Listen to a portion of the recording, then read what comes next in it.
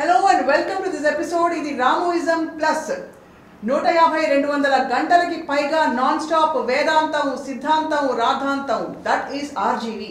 ప్రపంచమంతా అతను ఒక విచిత్ర జీవిగా చూస్తుంది, కానీ కన్న తల్లి ఇంట్లో ఆయన ఎలా చూస్తుంది, ఎలా అర్థం చేసుకుంటుంది, అండ్ అలాగే రామ్ గోపాల్ వర్మ గారి పెంపకంలో జరిగిన ఏ విషయాలు ఈ పరిస్థితులకి దారితీశాయి. ఇవాటి స్పెషల్ రామోయిజం for the first time ever Ram Gopal Varma అమ్మ ఈ ఎపిసోడ్ చేయబోతున్నాం మనం కూడా. And I have with me Suryavathi గారు, రామ్ గోపాల్ వర్మ గారి తల్లి గారు. నమస్కారం అండి. And the one and only RG. మీ ఇద్దరిని కూర్చోబెట్టడం నాకు మిషన్ అకంప్లిష్డ్. ఓకే, ఎలా ఉన్నారు సార్? చాలా భయంగా ఉన్నా. ఎందుకు భయపడుతున్నానంటే నా మొత్తం లైఫ్లో నన్ను కొట్టింది మా అమ్మ ఒకరే. యా, అందుకని ఇప్పుడు తన దగ్గర ఉండి తను ఏం చెప్తే నా మీద ముట్టికాయేస్తుందా అనేది ఆ టెన్షన్లో ఉన్నాను. మీరు చాలా బుద్ధిమంతుడు, స్కూల్కి వెళ్ళే పిల్లాడు. మంచి స్కూల్ బ్యాగ్ ఇచ్చేస్తే ఎలా తయారై వస్తారో అలా రెడీ అయ్యి వచ్చాడు అమ్మ కోసం. కరెక్టా కదా? కొంతవరకు. Yeah, right. అమ్మా నమస్కారం. మీరు ఈ అవకాశం మాకు ఇస్తున్నందుకు thank you very much. For the first time మీరు మీ అబ్బాయితో కలిసి కూర్చోవడం, మొహం ఆల్రెడీ వెళ్ళిపోతుంది. ఎలా అనిపిస్తుంది? చాలా చాలా కొత్తగా అపురూపంగా ఉంది. ఒక గ్రేట్ ఫిలాసఫర్ అనిపిస్తుందా, లేకపోతే ఎలా చెప్పండి? Great philosopher. అవునా? ఎందుకంటే point I think it's about, ఇప్పుడు నాకు ఇందాక చెప్పాను కదా మా అమ్మ ఒక కొట్టిందని. సో నేను స్కూల్కి వెళ్తున్నప్పుడు మా ఫాదర్ ఏమో మీకు ప్రేమతోటి నేను ఏడ్చేవాడిని స్కూల్కి వెళ్ళకుండా. అప్పుడు అమ్మ ఏమో నాకు కొడతా ఉండేది పంపించడానికి, ఆబ్వియస్లీ ఫర్ కన్సర్న్. ఇప్పుడు సెలైన్ వదిలి ఆ నామాలు నువ్వే చెప్పలేదు. వీళ్ళు రాము చెల్లెళ్ళు విజయ వీళ్ళు నెమ్మదిగా వాళ్ళ నాన్నగారి దగ్గరికి వెళ్ళి పొట్టలో నొప్పి లేదా స్కూల్కి వెళ్ళినాం అంటే నేను వంటింట్లో పని చేసుకుంటూ ఉంటాను. వచ్చి వీళ్ళు స్కూల్కి వెళ్ళరంట, పొన్లే వదిలి అని ఆ స్టూడియోకి వెళ్ళిపోయారు. నేను బాగా కొట్టి నడిపించి తీసుకెళ్ళి దింపొచ్చేది. దగ్గరే స్కూల్. జస్ట్ అడుగుతున్నాను, ఏమనుకోకండి. చేత్తోనే కొట్టేవారా? అప్పుడు చేత్తోటే. అంటే ఉంటాయి కదా నాన్నగారు, ఎక్స్ట్రా బెల్ట్లు ఉంటాయి కదా. అంటే మేబీ అప్పుడు చేతులు, అంటే చేతులు బెల్ట్ తర్వాత మేబీ చెప్పు అది వెళ్ళని ఏడ్చేవాడు. నెక్స్ట్ ఏంటంటే నేను కూసులకి వెళ్ళను అని ఏడ్చేవాడు. స్కూల్ని కూసులు. తర్వాత స్కూల్ డ్రెస్ వచ్చింది, అంతే మారిపోయాడు. స్కూల్ డ్రెస్ వేసుకోగానే, అంటే ఫస్ట్ మనకు టైం ఇస్తారు కదమ్మా స్కూల్లో చేర్పించినప్పుడు, ఏదో ఒక 1 వీక్ ఏదో ఇస్తారు కదా డ్రెస్ వేసి పంపడానికి. అదే స్కూల్ డ్రెస్ రాగానే మారిపోయాడు. ఎంత విచిత్రం. ఇంకా స్కూల్కి వెళ్ళాలని అనేవాడేవి కాదు. అంటే నీకు ఇదేదో పద్ధతిగా ఉంది బాగుంది. అప్పుడు అయ్యే బాబోయ్ నేను వేగలేను బాబోయ్ అని అనిపించిందా? ఇప్పుడు వేగలేని బాబోయ్ అని చాలా మంది అనుకుంటున్నారు రాము గారిని చూసి. నాకు ఎప్పుడూ అనిపించలేదు ఈ పిల్లాడు ఎలాగో చెప్తే వినడం అనుకునేదాన్ని. తర్వాత సరదాగా నేను పక్కన కూర్చోబెట్టుకుని 3 years ఏజ్లో కూడా సరదాగా చెప్తాం కదా, సండే మండే జనవరి ఫిబ్రవరి 1 2 3 అవి చెప్పేదాన్ని. చెప్తే నెక్స్ట్ డే చెప్పేసేవాడు ఏకసంతాగ్రహి. అయితే అది కూడా నాకు అర్థం కాదు. 3 years ఏజ్లో స్కూల్లో చేరకముందే ఏకసంతాగ్రహి. ప్రహ్లాదుడు. థ్యాంక్స్. కాదమ్మా, ఇప్పుడు నుంచి నేను వెనక్కి ఆలోచిస్తే అసలు ఏమీ డిఫరెన్స్ లేదు, కంటిన్యూషన్.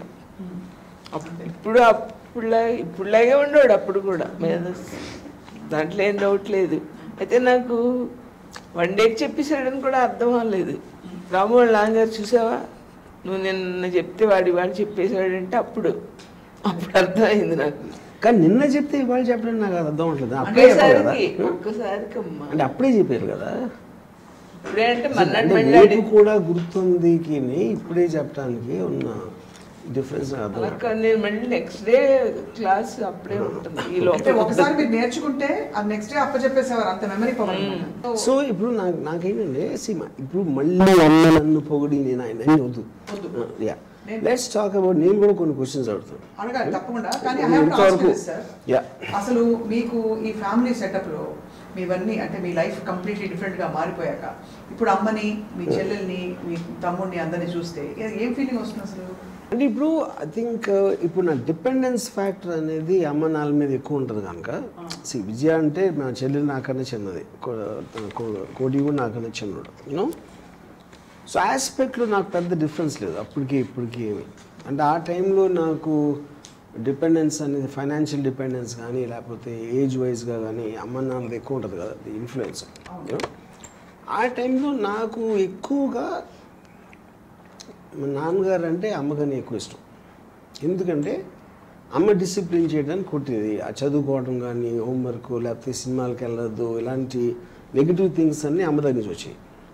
మా ఫాదర్ ఏమో ఫుల్ లీనియన్స్, అబ్సల్యూట్గా ఎక్కడ రెస్ట్రిక్షన్ పెట్టుకోకుండా. సో ఆబ్వియస్లీ ఆ పర్టిక్యులర్ టైంలో 100% దాని వలన నాన్నగారు ఇష్టం అంటారు. ఇంకోటి ఏంటంటే ఈవెన్ అడల్ట్ అయినప్పుడు దాని తర్వాత కూడా ఇప్పుడు ఎవరికైనా అమ్మ అనేది వాడి లాంగ్ టర్మ్ వాడి లైఫ్లో బాగా పైకి రావాలి, మార్కులు తెచ్చుకోవాలి, మంచి ఉద్యోగం రావాలి అనే ఒక కన్సర్న్ ఎక్కువ ఉంటుంది కాబట్టి తను ఎక్కువ డిసిప్లిన్ పెట్టడానికి ట్రై చేస్తాను. That's what my mother did. ఇప్పుడు బయట ఏంటి వాళ్ళు ప్రేమని, మా అమ్మమ్మ ప్రేమని డబ్బులు కొనుక్కున్నారు, డబ్బులతోటి. అదేంటంటే 10 రూపాయలు 5 రూపాయలు ఏదో జేబులు పెడతా ఉండేది. అమ్మ నన్ను అలా చేసింది నాకు గుర్తులేదు, నాకైతే గుర్తు చేసాము ఎప్పుడైనా నాకు డబ్బులు ఇవ్వలేదు. యా నాన్నగారు కూడా ఇచ్చేవారు కదా, నాన్నగారు పాకెట్లోంచి దొంగలు ఇచ్చేవాడు నేను డబ్బులు. ఇప్పుడు ఒక విషయం, ఒక సూటి ప్రశ్న, తల్లికి పిల్లలు ఎప్పుడు సమానం అంటారు. నా దృష్టిలో అది ఒక మిత్, అలా ఎప్పుడు ఉండదు. ఎవరో ఒకళ్ళ మీద కొంచెం ఒక 1/4 కిలో ఎక్కువ ఉంటుంది. అలా మీ ముగ్గురు పిల్లల్లో రామ్ గోపాల్ వర్మ గారి మీద మీకు ఏమన్నా ప్రేమ ఎక్కువ ఉంటుందా? అది నా ముగ్గురు సమానం, నేను ఇది నిజంగా చెప్తున్నాను. నాకు ముగ్గురు సమానమే, ఒకళ్ళ మీద ఎక్కువ ఏం లేదు ముగ్గురులో కూడా. మరి అందరినీ కొట్టేవారు మీరు?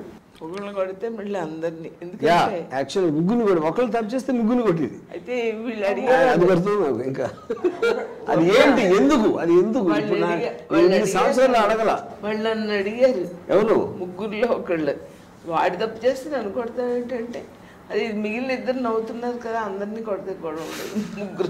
మళ్ళీ ఇదే చూడండి, విజయ కోటి నవ్వేవారు, ఇప్పుడు నన్ను కొడతా ఉంటే వాళ్ళిద్దరు నవ్వారు, నేను వాళ్ళే అనిపించదు. అంటే ఇది అండ్ సైకోపాత్ అంటే ఇది. అప్పుడు ముగ్గురే ఆడవాడిని అని. మీరు కొట్టే టైప్ లాగా అసలు కనిపించట్లేదమ్మా, ఆశ్చర్యంగా ఉంది. అంటే ఎంత అల్లరి చేస్తే మీరు కొట్టుంటారో ఇప్పుడు ఊహించుకోగలుగుతున్నాం.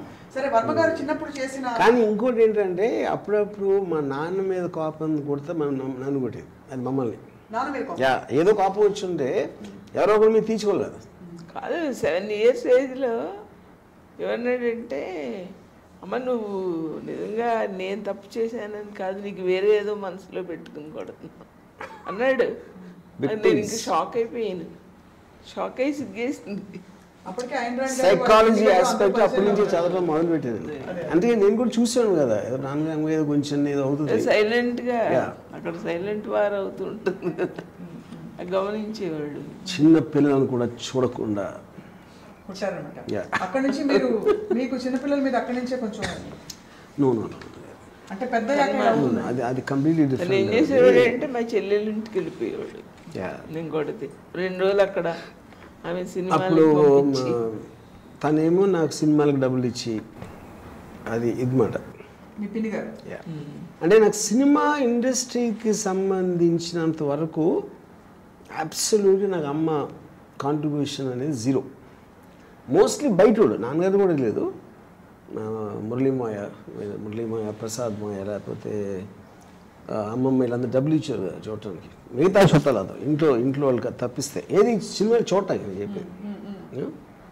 ఆ అలవాటు అనేది వాళ్ళు, అంటే అప్పుడు ఆబ్వియస్లీ అమ్మ దృష్టిలో నన్ను చెడగొడుతున్నారు. అట్లా డబ్బులు ఇచ్చి సినిమాలకి వెళ్ళి మా అంకుల్ ప్రసాద్ మాయని రోజు కోట్ వేసుకుని వచ్చాడు సినిమాకి తీసుకెళ్ళడానికి. అప్పుడు ఒకరోజు అమ్మ చెప్పింది, వాళ్ళంతా బాగానే ఉంటారు, నిన్ను వాళ్ళ కంపెనీ కోసం తీసుకెళ్తున్నారు, నీ చదువు సంగతి ఏంటి అని అమ్మ ఒకసారి పెద్ద క్లాస్ పీకింది. అది బాగా గుర్తుంది ఇంకా.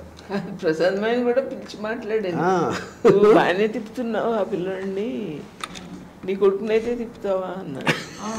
అంటే అన్నాడు నీ కొడుకు నువ్వు కంట్రోల్ పెట్టుకో అని వెళ్ళిపోయాడు చెప్పేసి. నీ కొడుకు నువ్వు కంట్రోల్ పెట్టుకో. అది కరెక్టే కదా, ప్రస్తుతం తన కొడుకుని తీసుకెళ్ళలేదు ఎప్పుడు నన్ను. అంటే తను చదువుకోవాలి, నేనేమో చెడిపోవాలి. కానీ అసలు రామ్ గోపాల్ ఉన్న గారు ఏం అవ్వాలని మీకు ఉండేది మనసులో? నేను చాలా తెలివైన పిల్లడు కదా, కొంచెమో వేరే ఇంట్రెస్ట్లు కనపడుతున్నాయి అని చెప్పి ఇంజనీరింగ్ చదివించేస్తే అయిపోతుంది, ఇంజనీర్ అయిపోతాడు అంటే అని కాదు. అంటే ఆ టైంలో డైరెక్షన్ అనేది లేదు అసలు. నేను అసలు నాకు ఫస్ట్ టైము అమ్మకి నేను డైరెక్టర్ అవుతానని ఎప్పుడు చెప్పాను గుర్తులేదు. Definitely not before marriage. ఇంట్లో అంతా కొంచెం ఎక్కువ తెలిసింది నా పెళ్ళైన తర్వాత. నేను ఇప్పుడు ఈ జరుగుతున్న సన్నివేశానికి సందర్భాన్ని బట్టి ఒక్కొక్క పాట లైన్, ఫస్ట్ లైన్ ఉరికి చెప్తాను, పాడను. ఇందాకేమో ధరణికి గిరి భారమా, తరుగుకు కాయ భారమా, అది. ఇప్పుడేమో విన్నావ యశోదమ్మా, ఆ పాట గుర్తుందా? అలా మీకు లీలలు చెప్పేవారా? వర్మగారు అల్లరి చేశారు చిన్నప్పుడు? అసలు అల్లరి చేసేవాడు కాదు, తన ఇష్టాలు. తర్వాత ఎప్పుడు ఎదిరించి మాట్లాడలేదు. తర్వాత నామే కోపం కూడా ఉండేది కాదు. నేను ఇప్పుడేంటో ఒక 20 ఏళ్ళ నుంచి అనిపిస్తాను, నన్నేమనుకునేవాడంటే అమ్మ అర్థం చేసుకోవడం లేదు, అలా లేదు, అమ్మ స్వభావం అంతే అని తను ఏమనుకున్నాడో ఆ దారిలో వెళ్ళిపోవడానికి ట్రై చేశాడు తప్ప నన్ను అసలు ఎప్పుడు కన్విన్స్ చేయలేదు, ఎదిరించలేదు, డబ్బులు అడగలేదు. తను కావాలనుకుంటే అమ్మ. ఇంకోటి ఏంటంటే ఆ టైంకి నేను అలా ఆలోచిస్తున్నాను, నువ్వు కూడా నాకు చెప్పడం మానేసావు. ఇప్పుడు నేను తను చెప్పింది వినకుండా నేను వేరేది చేయటానికి, తను కూడా చెప్పడం మానేసి నేను వేరేది చేయటానికి ఉన్న డిఫరెన్స్. నాకు ఎంతసేపు ఏంటంటే ఈ పిల్లడు చాలా తెలివైనడు, ఏదో ఆ సినిమా అంటాడు అది అంటాడు. స్కూల్లో టీచర్ నచ్చలేదని వాడు చెప్పడం. అప్పుడు నాకు ఇంకెంత కోపం వచ్చేస్తుంది, ఆయన ఏం బాగా చెప్పడం లేదని వాడు అని ట్యూషన్ పెట్టేశాను. ఇలా అని షార్ట్ కట్ అనమాట. ట్యూషన్ పెట్టేస్తే ఆ ట్యూషన్ ఆయన ఏం సరిగ్గా చెప్పడం లేదంటే ఇంక నాకు మ్యాక్సిమం వచ్చేసి, టీచర్ని అంటావా నువ్వు అని నేను ఎంతసేపు వేరే మూడ్లో ఆలోచించేదాన్ని. తనకి క్లాస్ ఎగ్గొట్టేయడానికి అలా అంటున్నాడు అనుకున్నాను. నాకు ఇప్పుడు ఆ టైం నుంచి కూడా ఇప్పుడు అవతల పర్సన్ నుంచి నాకు ఏదో ఒక కాంట్రిబ్యూషన్ రావట్లేదు అంటే నా టైం అంతా వేస్ట్ అయిపోయినట్టు నాకు చిరాకు వచ్చేసింది. అదే చెప్పాను నాకు. ఆ టీచర్కి ఏమీ తెలియదు, నాకేంటి చెప్పేదని. సో అది ఆబ్వియస్లీ ఆ టైంలో పిల్లవాడు వచ్చి టీచర్ కన్నా నాకు తెలుసా నేను అనకపోవచ్చు, but I'm not feeling any worth అని. అది ఇంకోటి, ఒక హాఫ్ ఇయర్లీ క్వార్టర్లీలో 90 వచ్చి, హాఫ్ ఇయర్లో 30 వచ్చి, ఇదేంటి అన్నాను. అంటే నీకు మరి రాలేదా ఈసారి క్వశ్చన్స్కి ఆన్సర్స్ అన్నాను అనేదాన్ని. అంటే కాదు నాకు వచ్చు, రాయబుద్ధి లేదంటే ఇంక ఎంత కోపం. రాదు అంటే మనం ఎక్స్క్యూజ్ చేయొచ్చు, నాకు వచ్చు కానీ నాకు రాయాలనిపించలేదు, వచ్చేసాను. దాని వెనకాల సీక్రెట్ ఏంటంటే ఇప్పుడు మార్కులు ఎక్కువ వచ్చినప్పుడు ఆ టైంలో నేను చూడాల్సిన కొన్ని సినిమాలు ఎక్కువ వచ్చి ఉండకపోవచ్చు, ఇంక వేరే పని లేదు కాబట్టి అక్కడ రాసివ్వండి. ఎప్పుడైతే ఈ టైంలో నాకు ఎగ్జామ్ నాకు వచ్చినా కూడా ఆన్సర్ తెలిసినా కూడా జస్ట్ పాస్ మార్కులు 40 ఎంత ఉండేది. అప్పుడు 40 వస్తే చాలు అని మిగతా దగ్గొట్టి సినిమా వెళ్ళిపోయాడు. సో ఏమైంది ఆ మూమెంట్లో మీరు క్వశ్చన్ పేపర్ చూసారు? నేను ఫస్ట్ ఆఫ్ ఆల్ నేను 100% నేను ఇంజనీరింగ్ జాబ్లో ఉన్నాను నాకు తెలుసు. జస్ట్ ఇంజనీరింగ్ ఏదో ఫినిష్ చేయాలి కాబట్టి చేశాను. ఎట్టి పరిస్థితుల్లోనూ ఇంజనీర్గా కంటిన్యూ అవ్వనని నాకు చాలా క్లారిటీ ఉంది, which is the reason I did that. So అలా 30 తెచ్చుకుని మీకు నామోషిగా ఉండేది కదా వచ్చి ఒకసారి 30 ఒకసారి 90. ఇప్పుడు నేను కొన్నిసార్లు అంటే నేను రిగ్రెట్ అయ్యేది చాలా తక్కువ సార్లు. ఇప్పుడు నాకు డొనేషన్ కాయిల్ చేర్పించారు, ఆఫ్ కోర్స్ మాకున్న ఫైనాన్షియల్ ఆస్పెక్టు అది. సో నాన్నగారు ఏదో కష్టపడి ఇది మన ఏముంటుందని జనరల్ ఎగ్జామ్ ఉంటుంది కదా JNTU వాటికి ఎంట్రన్స్ ఎగ్జామ్ రాసి నేను వచ్చి ఫాదర్తో ఏం చెప్పానంటే నేను పాస్ అయితే అందరూ పాస్ అవుతారు అంటే అంత చెత్తగా రాశాను అని గొప్పగా చెప్పాడు. అది చాలా స్టూపిడ్ థింగ్ టు సే. ఎందుకంటే ఎస్పెషల్లీ ఇప్పుడు అక్కడ సీట్ రాదని తెలుసు కాబట్టి ఇప్పుడు మా ఫాదర్ ఎలాగోలా చేసి ఆ డబ్బు he has to gather money నాకు డొనేషన్ కట్టడానికి. అంత సింపుల్ థింగ్ కూడా తట్టింది కదా కొన్నిసార్లు. బట్ ఇప్పుడు నేను అలా చెప్పడానికి నేను ఆల్రెడీ నో బ్యాకప్ అయ్యి అవతల వాళ్ళు ఏమనుకుంటారు ఏంటి అనేది. This I'm talking about intermediate టైంలో. బట్ అలవాటు ఎప్పుడు ఉండేది గబుకి చెప్పేయడం అంతా. సో ఇన్ కాంట్రాస్ట్ పేరెంట్స్ ఇద్దరిలో మీకు ఎలా అనిపించేవారు డిఫరెంట్గా నాన్న అమ్మ? అంటే నేను బీటెక్ ఆ టైంకి వచ్చే టైంకి నాకు అసలు అమ్మ ఎప్పుడు నా అమ్మతో నేను మాట్లాడటం అమ్మ నన్ను అడగటం అనేది నాకు ఎక్కువ గుర్తులేదు. Because I was so much heavily into Vijayawada groupism లేకపోతే ఈ అలగా రౌడీలతో తిరగటం ఇలాంటివి చేసేవాడిని ఆ టైంలో నేను. దానివల్ల నాకు ఇంటరాక్షన్ అనేది నా చిన్నప్పుడు వెళ్ళినంత నేను అమ్మతో ఎక్కువ ఉండేది కాదు, అట్లీస్ట్ నా మెమరీలో. అప్పుడు ఒకసారి నాన్నగారికి లెటర్ వచ్చింది ఇంజనీరింగ్ కాలేజ్ మీ కూడా ఇక్కడ గ్యాంగ్ ఫైట్స్లో అట్లో ఉంటున్నాడని. మరి అప్పుడు నాన్నగారేమో నేను చెప్తే తప్పితే తెలుసుకోలేనంత ఫూలు కాదు నువ్వు, కానీ మనమేమో చదువు మీద ఆధారపడి బతుకుతున్నాం, అది ఒకసారి గుర్తుంచుకో, తర్వాత నీ ఇష్టం అని చెప్పారు. మరి అమ్మ నాన్న దాని గురించి ఏం మాట్లాడే తెలియదు. నేను కృష్ణరాజు గారిని మీరు వెళ్ళి మాట్లాడరండి ప్రిన్సిపాల్తో లెటర్ వచ్చింది కదా అంటే నేను వెళ్ళి అక్కడ చేతులు కట్టుకుని నా కొడుకు గురించి చెప్పాలా, వాడికి మనం చెప్పకపోతే తెలియంది ఏం లేదు, నేను వెళ్ళను. తర్వాత కాలేజ్ ప్రిన్సిపాల్ మా ఫాదర్ ఫ్రెండ్స్ ఆయనకి స్టేషన్లో ఏదో కనపడ్డారంట మా నాన్నగారు. అయితే మీ మనవడు ఇలాగ రావడం లేదు క్లాసెస్కి సరిగ్గా లెటర్ వచ్చింది. మళ్ళీ మా నాన్నగారికి ఆయన కనపడారు. మా నాన్నగారు వచ్చి చెప్పారు, అమ్మ ఇలా ప్రిన్సిపాల్ చెప్పారు సరిగ్గా క్లాసెస్కి వెళ్ళడం లేదంట అంటే అవును మాకు లెటర్ వచ్చిందని అని చెప్పాను. చెప్తే నేను రాము గురించి అంత సీరియస్గా ఏం చేస్తాడో అని ఉండేది కాదు, పూర్తి చేసి వస్తాడులే అని. అది చాలా నాకు పూర్తి చేసి వస్తే జాబ్ వచ్చేస్తుంది కదా. అప్పుడు వాయా మీడియాగా మురళీమాయని పంపారు కాలేజ్కి. యా మురళీమాయ వచ్చాడు. అప్పుడు ఆ రోజు రాత్రి ఇద్దరం కలిసి ఒక క్యాబరే బార్కి వెళ్ళాం, నేను మురళీమాయ. యా నేను తీసుకెళ్ళాను. కానీ ఎప్పుడు ఏంటంటే డబ్బులు ఆడలేదు, గొడవ చేయలేదు, కోపం రైట్ ఏమి ఉండేది కాదు. జనరల్గా పిల్లలు ఏదో ఒకటి గొడవ చేస్తారు కదా, ఇవ్వకపోతే ఎలాగా మీరు అని అసలు ఎప్పుడు అడగలేదు. ఏదైనా ఇస్తే తీసుకునేవాడు తప్ప నాకు డబ్బులు కావాలి అని ఎదిరించడం, గొడవ చేయడం. మీకు అయితే డబ్బులు ఎలా వచ్చేవి రామోపల్లి గారు? మోస్ట్గా అది ఒకటేమో 100% రిలేటివ్ మా వరలక్ష్మ కంటే అమ్మ సిస్టరు, లేకపోతే మా గ్రాండ్ మదరు, లేకపోతే 3-4 సోర్సెస్. సో ఇది కాకుండా నా ఫ్రెండ్స్. ఇప్పుడు నేను ఏం చేసేవాడిని అంటే నాన్నగారు 400 రూపాయలు పంపారు నెలకి. అది మెస్ బిల్లు ఇలాంటివన్నీ ఫస్ట్ 2 డేస్లో అయిపోయేది. మిగతా 28 డేస్ అలాగే వెళ్ళిపోతుండేది. అప్పుడు ఒకసారి నాకు గుర్తుంది, ఒక ఫ్రెండ్ అన్నాడు, రంగపై వెళ్తాం మనం సినిమాకి వెళ్ళి అక్కడి నుంచి అలంకార్ రెస్టారెంట్కి వెళ్దాం అన్నాడు. నా దగ్గర డబ్బులు ఏమన్నా అంటే అదే అదే అదే పర్లేదు అన్నాడు. అంటే నేను మాటిమాటికి నువ్వు ఇస్తున్నావు అంటే నీకు ఇట్లేదు, నీ కంపెనీ కోసం ఇస్తున్నా అన్నాడు. అది యా కరెక్ట్. అది మీరు ఒకలాగా చూస్తే ఇప్పుడు నాకు ఎవరైనా డబ్బులు ఎందుకు ఇస్తారు, నేను సినిమా చేస్తూ ఉంటుంది నా కోసం లేదు కదా, నేను చేసే పనికి. సో అప్పుడు ఆడు నా కంపెనీకి వెలగట్టాడు ఆడితో వస్తే. యా సో ఇప్పుడు నాకు అసలు ఎప్పుడైనా నాకు కావాల్సినప్పుడు డబ్బులు లేకపోవడం అనేది ఎప్పుడు జరగదు, ఏదో చేసి వస్తుంది అది నో. సో ఆ టైంలో మరి నేను ఎప్పుడు అందుకని 400 కన్నా ఎక్కువ కావాలని ఎప్పుడు అడగలేదు. ఎప్పుడు అడగలేదు.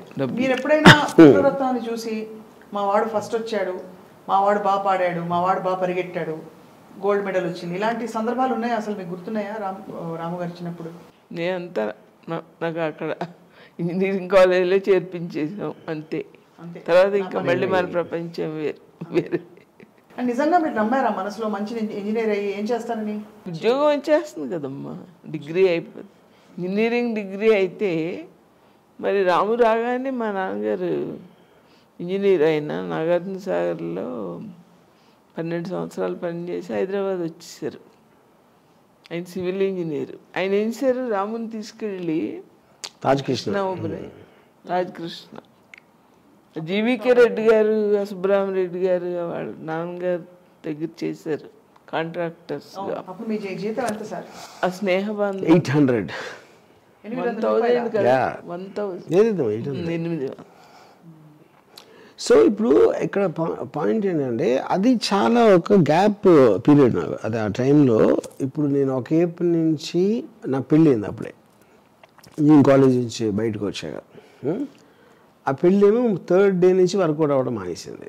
ఇది 4-5 ఇయర్స్ అప్పుడే అందరం కలిసి ఉండేవాళ్ళం. మా ఇద్దరికి గొడవలు కూడా మా ఇంట్లోనే అయ్యాయి.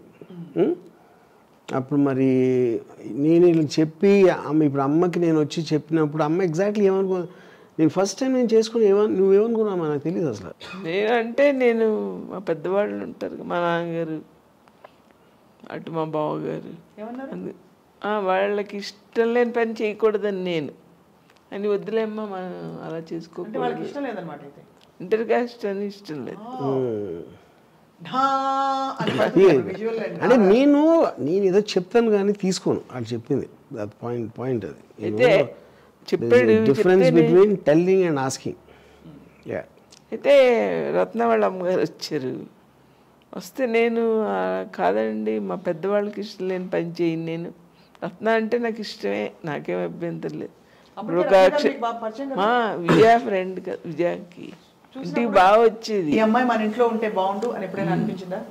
నాకేం అనిపించలేదు. కానీ రత్నతో రాము ఎక్కువసేపు మాట్లాడుతుంటే ఓ రోజు రత్నకు తెలియకుండా మన ఇంటికి వచ్చిన అమ్మాయిని మనం మనసు హర్ట్ చేయకూడదు కదా, ఏంటి అమ్మాయితో కబుర్లు అన్నాను. ఆ గంటల కూర్చుని కబుర్లు చెప్తావు ఏంటని నాకేం నచ్చలేదంటే, అమ్మా నువ్వు అలా అనుకుంటున్నావా, నాకు తన ఇంటెలిజెన్స్ నచ్చి ఇద్దరు ఏదో ఒక టాపిక్ కామన్గా ఉంటాయి కదా, ఇద్దరు కలిస్తే ఇప్పుడు నాకు సంగీతం ఇష్టం నీకు ఇష్టం అనుకో, అప్పుడు మనకి ఎంతసేపు అయినా కబుర్లు చెప్పుకుంటాం కదా. నేనేమన్నాను దాని ఇంటెలిజెన్స్ ఇష్టం నాకు, తన తెలివితేటలు ఇష్టం అమ్మ నాకు. ఇంతకన్నా కాదు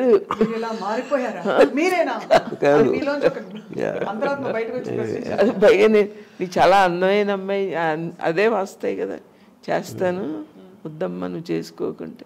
అందరూ ఏం చేసుకుంటారమ్మా, అన్నం తీసి జేబులో పెట్టుకోవాలి, తెలివి ఉంటేనే బాగుంటుంది. అంటే ఆ రోజుల్లో ఇంకా హార్ట్ రొమాన్స్ లేకపోతే అలాంటివి ఉండి మీరు ఇప్పుడు లాల్చి పైజమా వేసుకున్నారు, మెదిలిన లేత కావాలి. జానోదయం అవ్వక ముందు ఉన్న భావాలు అన్ని జేబులో పెట్టుకుంటారా, అందం తీసుకుని జేబులో పెట్టుకోవాలి, అమ్మాయి ఎంత ఇంటెలిజెన్స్ అన్నాడు. మంచి ఫీచర్స్, మొహం కళగా ఉంటుంది. సో అప్పుడు వీళ్ళందరూ చెప్పిన తర్వాత వద్దు అని చేసుకున్న తర్వాత 3వ రోజు ద మ్యారేజ్ ఫెయిల్డ్. 3వ రోజు అంటే ఇదేంటంటే మనం ఇమేజెస్, అంటే ఇప్పుడు ఒక ఫ్రీడమ్ స్ట్రాంగ్ ఇండిపెండెంట్ వీళ్ళు ఉన్నాడు ఎవ్వడో కూడా పెళ్ళి ఉండలేడు. అది తెలుసుకోలేకపోవటం అనేది నా తప్పు. అది నేను నా రత్నాకర్ నేను ఇంట్లో అని అనుకుంటాను, అది నేను అర్థం చేసుకోవాల్సింది. అది అందుకని ఐ రిగ్రెట్ దట్. ఇప్పుడు రత్నగారి కంటే ముందు అమ్మ పక్కింటి పరిమళ చాలా బాగుందని కానీ, ఎదురింటి వెంకటలక్ష్మి చాలా బాగుందని కానీ నేను మా అమ్మతో చెప్పటం నాకు అర్లియస్ట్ ఏం గుర్తుందంటే అంటే నాకు ఏజ్ నాకు గుర్తు రావట్లేదు. మా అమ్మ మా సృష్టిలో అన్నిటికన్నా అందమైంది ఆడది అని ఎవరితో చెప్తాను, అది గుర్తుంది నాకు. అప్పుడు నాకు అర్థం అవ్వలేదు అసలు చెప్పింది, ఎందుకంటే ఆబ్వియస్లీ నాకు సెక్షువల్ అవేకనింగ్ వచ్చి ఉండకపోవచ్చు, అందుకని చాలా యంగ్ అనుకోండి. ఫస్ట్ టైం అది అక్కడ గుర్తుంది నాకు. ఫస్ట్ టైం అంటే అమ్మాయి అందం గురించి నేను ఫస్ట్ టైం విన్నది అమ్మ దగ్గర నుంచే, ఏదో కాంటెస్ట్ అది. తర్వాత ఇప్పుడు ఇక్కడ కాలనీలో ఎవరో మా సిస్టర్ ఫ్రెండ్స్ ఎవరు వచ్చి లేకపోతే ఎవరో రోడ్ల మీద నడుస్తూ వెళ్తూ ఉంటే అవన్నీ నేను కిటికీలో చూసేవాడిని. చూసి ఏమనుకునేవారు? ఏమనుకుంటే ఎవడన్నా అబ్బాయి అమ్మాయిని చూస్తే అదే. కానీ మీరు ఒక్క మాట మాత్రం ఎవరు చెప్పారో గుర్తు రావట్లేదు, కానీ కాలనీలో అందరికంటే మీ అమ్మగారే అందంగా ఉన్నారు అందరు అమ్మల కంటే అని మీరు ఫీల్ అయ్యారు? తనే నాతో అన్నాడు, అమ్మ మన కాలనీలో అందరికంటే నువ్వే అందంగా ఉంటావు. నాకు స్వప్న చందమామలో ఒక కథ చదివాను, అది జ్ఞాపకం వచ్చింది. ఒక తల్లిని ఒక 5 ఏళ్ల పిల్లడు అదే జాతర దీనికి వెళ్తారు, తల్లి తప్పిపోతుంది. తల్లి తప్పిపోతే ఏడుస్తూ ఉంటాడు ఆ పిల్లాడు. చూసిన వాళ్ళు ఏంటమ్మా అంటే మా అమ్మ తప్పిపోయింది అంటే మేము వెతికి పెడతాం, నువ్వేమి నీకు అర్థమైపోతుంది అంటే అలాగే అని ఎంతమందిని చూపిస్తే మా అమ్మ ఇంకా అందంగా ఉంటుంది, మా అమ్మ ఇంకా అందంగా ఉంటుంది, అది ఆమె ఈమె ఏమైనా చాలామందిని చూపిస్తారు. మా అమ్మ చాలా అందంగా ఉంటుంది, ఈమె కాదంటాడు. ఫైనల్గా వాళ్ళ అమ్మ వస్తుంది, అసలు ఇంకా అసలు అందంగా ఉండదు అమ్మాయి, ఇలా స్పాటకం మచ్చలంతా. వీడు షాక్ అయిపోతాడు అనమాట వెతికినాడు. అంటే వాడి కళ్ళకి వాళ్ళ అమ్మ అంత, పిల్లాడి కళ్ళకి వాళ్ళ అమ్మ అంత అందంగా ఉంది. కానీ ఆ కథ ఇక్కడ కాదు. నేను నిజంగా అంటే అందం, అమ్మాయిల అందం గురించి నాకన్నా ఎవరికి ఎక్కువ తెలియదు అనే విషయం ఇప్పుడైనా నీకు తెలిసింది. అందుకని అది నేను చెప్పింది అంటే మీది అమ్మ కాబట్టి ఒక మాతృ ప్రేమ అంటే ఆ దీనిలో అలా కనిపించారని అనుకుంటారు కానీ యాక్చువల్లీ నాట్. సో అయితే మరి 3వ రోజు డిస్టర్బెన్సెస్ మొదలు, మీరు అప్పుడు కంగారు పడ్డారా? చాలా బాధ వేస్తుంది. కంగారు పడ్డారా? అంటే మనకేం అలవాట్లేదు కదా, ఇష్టమై పెళ్లి చేసుకుంటారు. ఇప్పుడు ఇష్టపడి పెళ్లి చేసుకుంటారు. కుట్టుకునేవాళ్ళం. I can't believe that. అంటే నా one of the darkest chapters. అంటే ఇప్పుడు ప్రాబ్లం ఏంటంటే see Ratna is got every right. తను డిసప్పాయింట్ అయిపోయింది. నువ్వు లేనిది నేను లేను అని ఇలాంటి బిల్డప్లు అన్నీ ఇచ్చి పెద్ద పెద్ద లెటర్లు రాసి అది రాసి ఇది చేసినప్పుడు ఎనీబడి విల్ గెట్ హర్ట్. అంత రాసినప్పుడు అది ఉండింది, తర్వాత పోయిందా? పోయిందంటే అది చెప్తున్నాను. ఇప్పుడు ఎందుకంటే మీరు దూరం నుంచి ఎక్కువ కలవకుండా, లేకపోతే ఇప్పుడు కపుల్స్ పెళ్ళిళ్ళు ప్రేమలో ఏం చేస్తారు, బెస్ట్ థింగ్స్ కలిసినప్పుడు వాళ్ళ డ్రెస్సింగ్, మాట్లాడే విధానం, కంట్రోల్. ఎప్పుడైతే ఒకే రూఫ్ కింద నివసించడం మొదలుపెట్టామో అవన్నీ పోతాయి. పోయినప్పుడు అసలు రంగులు బయటకు వస్తాయి. అసలు రంగులు నాయి, నేను చెప్పేది నా ఇవ్వచ్చు, తను ఇవ్వచ్చు, ఎవరిది అనవచ్చు. I think it is not the same anymore. Yeah, అప్పుడు చాలామంది రిజైన్ అయిపోతారు లైఫ్లో. సరే ఈ జీవితానికి ఇంత చాలు అని. నాకు అది లేదు కాబట్టి ప్రతి సెకండ్ నేను అనుకున్నట్టు జరగాలి. ఇప్పుడు రత్నాకి ఇన్సెక్యూర్, ఎందుకంటే నేను బ్యాడ్ స్టూడెంట్, నా మార్కులు చాలా తక్కువ వచ్చినాయి, నా శాలరీ చాలా తక్కువ. వీడు సడన్గా వీడియో లైబ్రరీ అంటాడు, సినిమా అంటాడు, ఇది అంటాడు అనే దాంట్లో ఇన్సెక్యూరిటీ అనేది 100% రావడం కరెక్ట్, అది వ్యాలిడ్ అది. సో మనం ఇంగ్లీష్లో ఒకటి ఉంది, ఇప్పుడు నువ్వేం చేయగలుగుతావు అన్నది నువ్వు అనుకుంటావు, నువ్వేం చేయగలుగుతావని అది చేసిన తర్వాత అనుకుంటారు వేరే వాళ్ళు. So that is the difference. So నేను ఫెయిల్ కూడా అయి ఉండొచ్చు కదా, నేను ఫ్లాప్లు కూడా తీసాను కదా. నా ఫస్ట్ సినిమా ఫ్లాప్ అయితే రత్న అనుకునేది కరెక్ట్ అవ్వాలి. అప్పుడు రత్న గారు అనుకునేది తప్పైనట్టే అయితే, అంటే మీలో ఒక గొప్ప డైరెక్టర్ని చూడలేకపోయారంటారా? అదే నేను, కానీ అది లక్ అంటున్నా, అది నేను సాధించింది కాదు. ఎందుకంటే నేను the reason I made a flop, నా ఫస్ట్ సినిమా ఫ్లాప్ అయింది అనుకోండి, అప్పుడు రత్న అనుకుంది కరెక్ట్. అప్పుడు ఏంటి, అది ఆపర్చునిటీ లక్తో వచ్చింది, అది ఒక కార్డ్, అది కాయిన్ అక్కడ పడింది అంతే. మీరు ఎప్పుడైనా మీ అమ్మగారిని ఫలాంటి అడుగుదాం అనుకున్నాను కానీ అడగలేకపోయానన్న సందర్భాలు, ప్రశ్నలు ఉన్నాయా? Why did you do that, queue ఆఖరి క్యూ ఆ టైప్? నో, ఎప్పుడు లేదా. ఎందుకంటే నేను ఆ ఎమోషనల్ బాండ్ అనేది ఇప్పుడు ఇందాక చెప్పాను కదా, స్కూల్ డేస్లో వెరీ బిగినింగ్ ఆఫ్ ఇంటర్మీడియట్ వరకు ఉన్న దానికి నేను ఒకసారి బీటెక్ ఇంజనీరింగ్ కాలేజ్కి వెళ్ళిన దగ్గర నుంచి డిఫరెన్స్ వచ్చేసింది. ఎందుకంటే I went in to wider world. ఆ వరల్డ్లో ఉన్నప్పుడు అమ్మతోటి నేను అంతకుముందు ఉన్న ఇంటరాక్షన్ నాకు లేదు. నాన్నగారితో ఉండేది. నాన్నగారితో ఎందుకు ఉండేదంటే, ఒకటి ఆయన ఫిల్మ్ ఇండస్ట్రీలో ఉండేవారు, వాళ్ళ ఇంట్రెస్టింగ్ పర్సన్స్, ఆయన ఫ్రెండ్స్ వీళ్ళు వచ్చి ఆ మాటలు వినడానికి, దాంతో అది ఉండేది. ఇంకోటి ఇందాక అమ్మ చెప్పినట్టు నేను ఆ డిపెండెన్సీ ఫ్యాక్టర్ అనేది పోయింది, అడగటం కానీ డబ్బులు అడగటం ఇలాంటివన్నీ. అప్పుడు ఇంకా ఆటోమేటిక్గా ఎంతో కొంత అది వచ్చేస్తుంది. సో ఇప్పుడు నేను రత్న విషయంలో కూడా జస్ట్ చెప్పేసాను అంతే, అదేమి అడగటం దాని ఏంటి అనేది. తర్వాత అంటే మా ఇద్దరికి ట్రబుల్, ఎక్కడేదో ట్రబుల్, ఇవన్నీ కలిసి ఐ థింక్ స్లోగా పక్క వెళ్ళిపోతూ ఉంటాయి, డైవర్ట్ అయిపోతూ ఉంటాయి. యా, ఇంకోటి నాన్న ఇద్దరు కూడా నా ఇండిపెండెంట్ నేచర్ చూసి నాన్నగారు ఫస్ట్ నుంచి వదిలేశారు, అమ్మ కూడా ఆ బీటెక్ లేటర్ నుంచి నన్ను వదిలేసింది అనుకుంటున్నా. అంతేనమ్మా? కొంచెం యా. నన్ను ఎప్పుడు అసలు ఏంటి ఇలా చేస్తున్నావు అని బీటెక్ నుంచి ఎప్పుడు అసలు అడిగినట్టు నాకు గుర్తుకోలేదు. రాముని అడగలేదు, అది ఒక పాయింట్. నేను ఒంటరిగా కూడా ఇంటి పిల్లోడు ఇలా చేస్తున్నాడు అని ఎప్పుడు అనుకోలేదు. చదువు గురించి అంటే రత్న ఇద్దరి మధ్యలో చాలా బాధ అనిపించింది.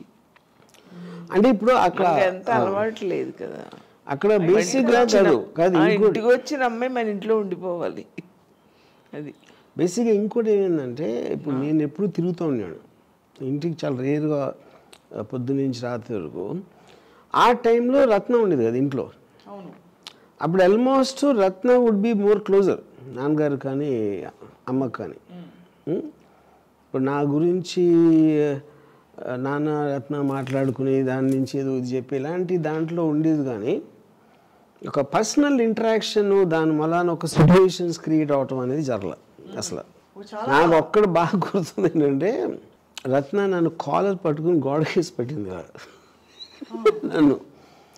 నా నాన్నగారు వచ్చి చూసి అరిసారు కూర్చున్నాం లాన్లో, కృష్ణరాజు గారు నేను. రాము వచ్చి లోపలికి వెళ్ళాడు, ఏదో గొడవలు వినపడుతున్నాయి, కేకలు. అయినా నువ్వు వెళ్ళి చూడండి, ఇంకా నేనేం వెళ్ళను, నేనేం వెళ్ళను, నయ్యం భలే మీరు బాగానే చెబుతారు అన్నాను. తర్వాత సైలెంట్ అయిపోయింది. లోపలికి వెళ్తే ఈ పిల్లోడు లేడు, పెరట్లోంచి పారిపోయాడు. పెరటి తలుపు నుంచి వెళ్ళిపోయాడు అనమాట బయటికి. అంతలా ఏం జరిగింది మీ కాలర్? బేసిక్ పాయింట్ ఏంటంటే నేను అసలు కాన్ఫ్లిక్ట్కి వెళ్ళిన, ఇప్పుడు కాన్ఫ్లిక్ట్లో నేను ఒకటి అంటాను, తనేది అంటుంది, అరిసి ఇద్దరు అరుచుకున్నప్పుడు ఒక విధంగా ఎక్కడికి వెళ్ళి అవుతుంది. ఒక మనిషి రియాక్ట్ అవ్వకపోయేసరికి అవతలకి ఇంకా కోపం వచ్చేస్తుంది. అప్పుడు నేను అసలు ఏం మాట్లాడకుండా జస్ట్ ఇంటా ఉన్నప్పుడు ఆ కోపంతో ఫిజికల్ అయిపోతారు. అంటే ఒక రెస్పాన్స్ రావాలని ఆ పట్టుకుని ఊపేసి ఇలాంటివన్నీ చేస్తారు ఆడవాళ్ళు. మేబీ మామూలు కూడా చేస్తారని నాకు తెలియదు. అప్పుడు నేను దాని నుంచి తప్పించుకోవడానికి ఇలా పారిపోయాను. ఒకసారి అయితే నాకు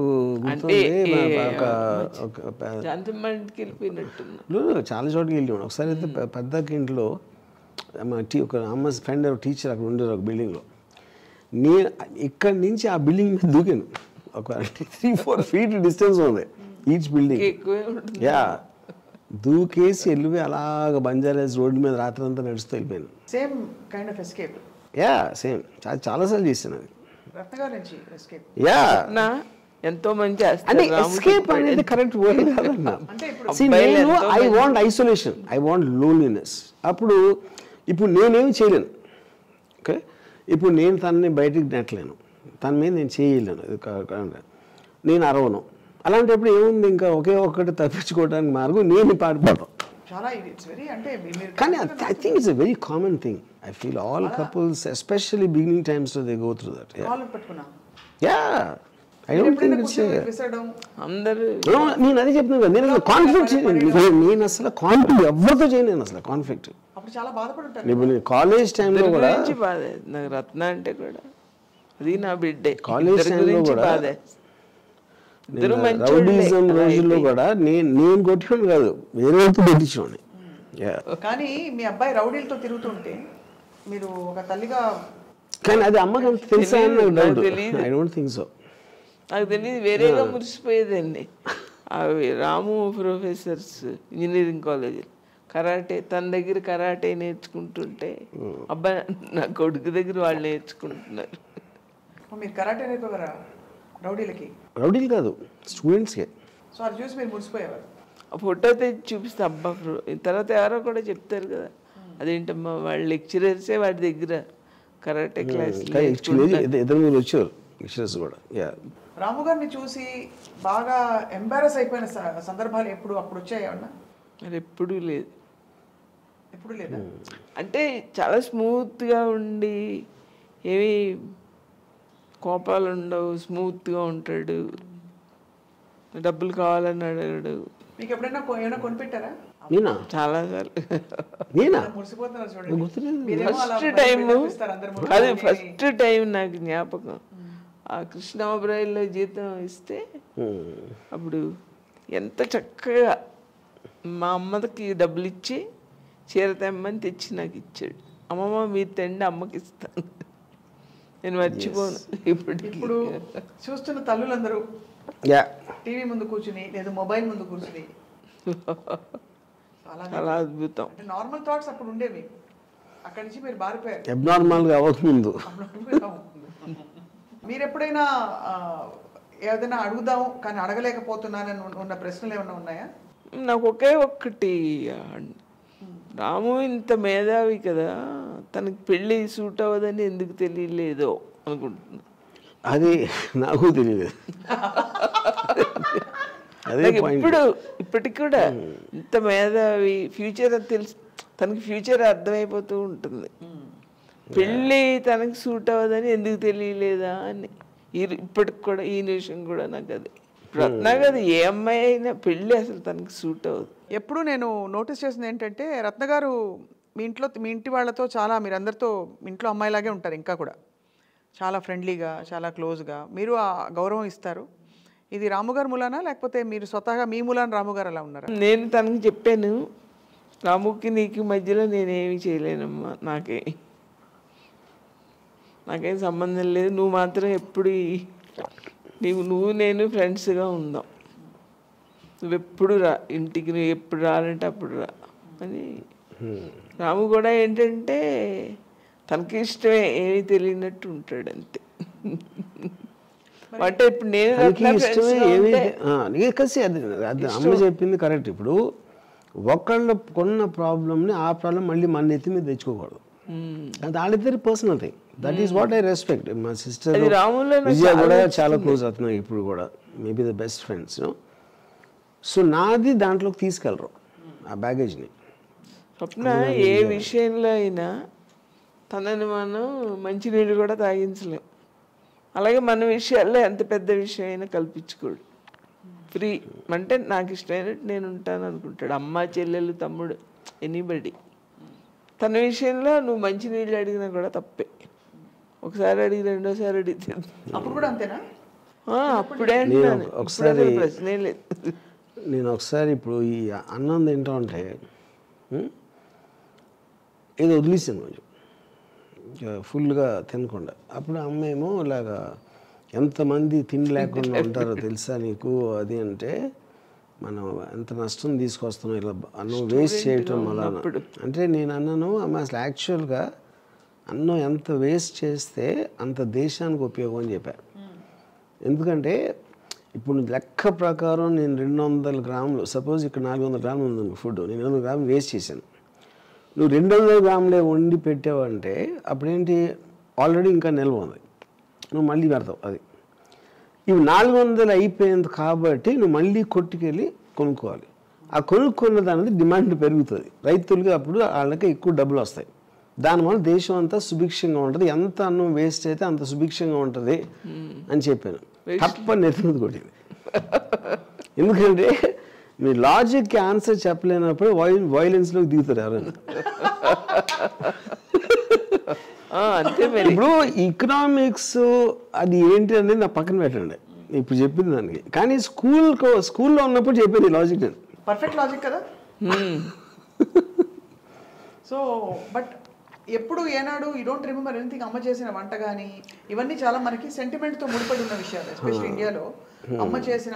అంటే ఇప్పుడు ఎందుకంటే ఒక్కటి నేను ఫుడ్ కాదు కనుక నేను అంత, అంటే ఇప్పుడు చిన్నప్పుడు అన్న అదేంటి హల్వాలు లేకపోతే వాట్ ఎవర్, అంటే అందరూ ఇప్పుడు నాకు బాంబే నుంచి వచ్చిన వాళ్ళు కూడా ఇప్పుడు ఇంటి నుంచి ఫుడ్ వస్తే అందరూ సూపర్ సూపర్ అంటారు, ఇంటి నుంచి వస్తుంది కదా. కానీ నేను పర్సనల్గా ఫుడ్ అనేది అసలు ఎప్పుడు కేర్ చేయలేదు చిన్నప్పటి నుంచి. అసలు చిన్నప్పుడు 5-6 సంవత్సరాలు అన్నం తినలేదు, పాలు తాగేసి. నేను కూడా ఏం చేయాలో తెలియక ఒక గ్లాస్ పాలు ఇచ్చేసేదాన్ని, రోజుకి 5-6 సార్లు పాలు ఇచ్చేసేదాన్ని. పెద్దవాళ్ళు మా అమ్మ నాన్నగా తిట్టేవారు, ఆ పిల్లడికి అన్నం పెట్టకుండా పాలు ఇచ్చేయడం ఏంటి. మరి నేనేం చేయను తినకపోతే అది తిప్పి తిప్పి పెట్టడాలు ఏమి యోగి. మా అమ్మ డిఫరెంట్గా నాకు జోలపాట అయితే పాడలేదు ఇప్పుడు నాకు గుర్తుంది. మీరంత తీవ్రంగా మాట్లాడినప్పుడు చాలామంది ఏమనుకున్నారంటే మీ అమ్మగారు కొంచెం తెరపైకి వచ్చిన తర్వాత అంటే ఆఫ్టర్ ఆల్ దిస్ స్టార్టెడ్ ఓహో ఈయనకి అమ్మగారు ఉన్నారు నార్మల్ అమ్మగారు అని కొంచెం ఆశ్చర్యపోయారు అందరూ. అంటే మీరు అప్పుడు తీవ్రంగా చాలా విషయాలు అంటే వాళ్ళ అమ్మ పెంపకంతో ఇలా పెచ్చగా తయారయ్యాడా అనే అనుమానం కొంచెం ఈ ఒక్కడే తెంగురోడు వాళ్ళు కాదు మాట అని క్లారిటీ వచ్చింది కొంచెం. అంతేగా సో వెన్ యూ అనౌన్స్డ్ ఇంకా విడిపోతున్నాం అని చెప్పి అప్పుడు కన్విన్స్ చేయాల్సి వచ్చిందా? ఐ థింక్ ఆల్రెడీ తెలుసు, చూశారు కదా ప్రాసెస్. చూసినప్పుడు ఐ థింక్ ఆటోమేటిక్గా they realise this is not going to work అనేది. అండ్ అదే ఐ థింక్ దాని తర్వాత కూర్చుని నేను వాళ్ళకేదో చెప్పి అవన్నీ ఏమి జరగల. రామ్ గోపాల్ వర్మ గారు అమ్మాయిల పిచ్చి అని 100 సార్లు చాటి చెప్పారు ఇంటర్వ్యూల్లో బయట అన్ని విధాలు. మీ మనసుకి ఏమనిపిస్తుంది? నాకు రాము తెలుసు కదా, నాకు అసలు ఏమనిపించదు. అంటే తెలుసు అంటే నేను చెప్పనా ఇంకో ప్రపంచం నాకు తెలిసిన ప్రపంచం ఎంతో క్రూయల్గా ఉంటారు మగవాళ్ళు. పైకేమో పెద్ద మనిషిలాగా, దానికంటే ఏదో చెప్తాడు అంతే. తనేమో ఎవరికి హాని చేయడు, ఎవరిని ఇబ్బంది పెట్టాడు, అది నాకు తెలుసు, నా మనసుకి తెలుసు. ఇప్పుడు రంగీలా సినిమా ఉన్నప్పుడు నాకు అమ్మాయి ఎంతో అందంగా కనపడింది, అమ్మాయిని చాలా అందంగా చూపించాడని. నెక్స్ట్ ఇంకోటమ్మా, ఇప్పుడు మన ఇళ్ళల్లో కూడా అమ్మాయిని అందమైన కోడలు తెచ్చుకోవాలంటారు కదా. అంటే అందమైన అమ్మాయి ఇంట్లో తిరుగుతుంటే ఇల్లు కలకలలాడుతుందని, అంతే కదా. ఎవరు అందమైన కూతురు కనాలని ఎవరిని నేను వినలేదు. ఉండాలని అనుకోవచ్చు, అది వేరే సంగతి. అంటే నిజమే కదా, ఒక అమ్మాయి వచ్చి లక్షణంగా అందమైన అమ్మాయి తిరుగుతుంటే మరి ఇల్లు కలకలలాడుతూ ఉంటుంది కదా. కానీ నేను ఒకటి చెప్తాను, నేను ఫస్ట్ టైం నేను నా కెరియర్లో రంగీలా సినిమాలో హీరోయిన్ని ఎక్స్పోజ్ చేశాను, బికినీలు ఇలాంటివన్నీ చేసాను. ఆ టైంలో నేను తీసినప్పుడు మాకు ఎల్డీ ప్లేయర్ ఉండేది. నేను అమ్మాయిని అబ్జర్వ్ చేస్తే అది one of the main reasons why did that. నేను ఉర్మిళని ఒప్పించగలటానికి కూడా రీజన్ అదే, ఆ టైంలో క్లోజ్ చేసుకోవడానికి. ఇప్పుడు సర్కైలో ఖట్యా లాంటి డేవిడ్ ధావన్ సినిమాలో మన పేరేంటి కరిష్మా కపూర్ ఒక హార్డ్ కైలో ఖట్టియా జాడ ఆ kind of hard expressions mini స్కర్ట్లు వేసుకున్నప్పుడు అమ్మ ఎక్స్ప్రెషన్లో ఇలా కొంచెం మొహం చెట్లు చూసేది. నేను సింగింగ్ ఇన్ ద రెయిన్ లాంటి ఎల్డీ పెడితే దాంట్లో టెక్నికల్గా ఎక్స్పోజర్ చాలా ఎక్కువ ఉంది, అది మాత్రం ఫుల్ స్మైల్తో చూసేది.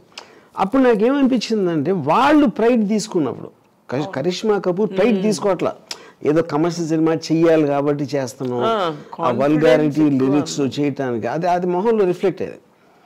అప్పుడు నేను అమ్మ ఎక్స్ప్రెషన్ బట్టి నేను ఊర్మిళకి చెప్పాను, నీలో నువ్వు ప్రైడ్ తీసుకుంటే నీకున్న బాడీకి అది అలా రిఫ్లెక్ట్ అవుతుంది. నీకు నచ్చినప్పుడు నువ్వు చేసినప్పుడు ఇలా రిఫ్లెక్ట్ అవుతుంది వల్గర్గా. కాన్ఫిడెంట్గా ఉంటే అమ్మాయి మినీ డ్రెస్ వేసుకుని కాన్ఫిడెంట్ అసలు ఎంత కవర్ చేసేస్తుందో మనకి ఏమనిపించదు, ఇబ్బంది అనిపించదు, ఏమనిపించదు అసలు ఆ కాన్ఫిడెంట్ లేకపోతేనే. కానీ ఇది తెర మీద అమ్మాయిల గురించి మీరు చెప్తున్నారు.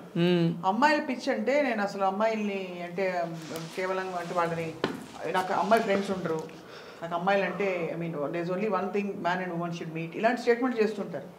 అప్పుడు మీకు ఇబ్బంది అనిపించదా? రామ్ గోపాల్ వర్మ గారు అంతే అంటారా? ఆయన ఎప్పుడైనా మీరు శోధించారా ఈ విషయం? నాకు అసలు ఎప్పుడు అది ఆ విషయం నాకేమీ అసలు ఇంపార్టెంటే అనిపించలేదు. ఇప్పుడు సడన్గా తట్టింది ఏంటంటే, ఇప్పుడు ఫస్ట్ టైం నేను అమ్మాయి అందం గురించి అమ్మ దగ్గరేనా, ఇందాక చెప్పాను కదా ప్రపంచంలో అత్యంత అద్భుతమైన అందం అని ఉట్టి స్త్రీలో ఉంటుందని మా అమ్మ చెప్పింది ఎవరికో, అది నేను విన్నా. ఇప్పుడు కూడా నేను అమ్మని చూసినప్పుడు ఒక రంగీలాలో ఊర్మిళ కానీ లేకపోతే ఏదో వేరే హీరోయిన్ అమ్మ ఎప్పుడు మెచ్చుకుంటుంది. అది తను ఏంటి మనం బికినీ వేసుకుందా లేకపోతే చీర కట్టుకుందా అని అందరినీ అందంగా చూస్తుంది అంతే. సో ఐ థింక్ అమ్మాయిల అందం గురించి వచ్చిన నాకు అది మా అమ్మ నుంచి వచ్చిందని ఇప్పుడే కనుక్కున్నా. సో ఈసారి నుంచి నన్ను బ్లేమ్ చేయొద్దు. రాము ఫస్ట్ గర్ల్ ఫ్రెండ్ నేనే. ఎస్, ఎందుకంటే నన్ను నన్నేమి హింసించకుండా బటన్ వేలు కింద పెట్టకుండా నా ఇష్టం వచ్చినట్టు జీవించడానికి నాకు ఒక ఫ్రీడమ్ ఇచ్చింది. కదమ్మా, ఇప్పుడు ఒక అమ్మాయి గురించి మాట్లాడుతున్నాం, అవతల పర్సన్ మెచ్యూర్డ్ పర్సన్ అనుకో మనకేమీ అనిపించదు, ఫ్రీగా మాట్లాడతాం కదా. అదే సగం సగం కొంచెం నాలెడ్జ్ తెలిసిన వాళ్ళతోటి మనం ఫ్రీగా మాట్లాడలేం, అంతే కదా. అలాగే రాముతో కూడా నాకు అలా అనిపిస్తుంది అంతే. తను చెప్పిన మెచ్యూర్డ్ పర్సన్ మాట్లాడుతున్నాడు కదా అని నాకు అసలు ఎప్పుడు తర్వాత తన గురించి భయపడడం కానీ ఎప్పుడు భయం వేయలేదు నాకు. అంటే ఎలాంటి భయాలు అంటే ఇప్పుడు ఆ సినిమాలు తీస్తాడు కదా, రక్త చరిత్ర అవి తీస్తే అలాంటివి అంటే కొంచెం మీరనేవి ఈ డేంజరస్ జానర్స్ లో కొంతమంది మూర్ఖులు ఉంటారు కదా, అసలు పార్టీ యజమాని చెప్పకపోయినా మధ్యలో వాళ్ళు ఏ చేస్తారు పిచ్చి పనులు.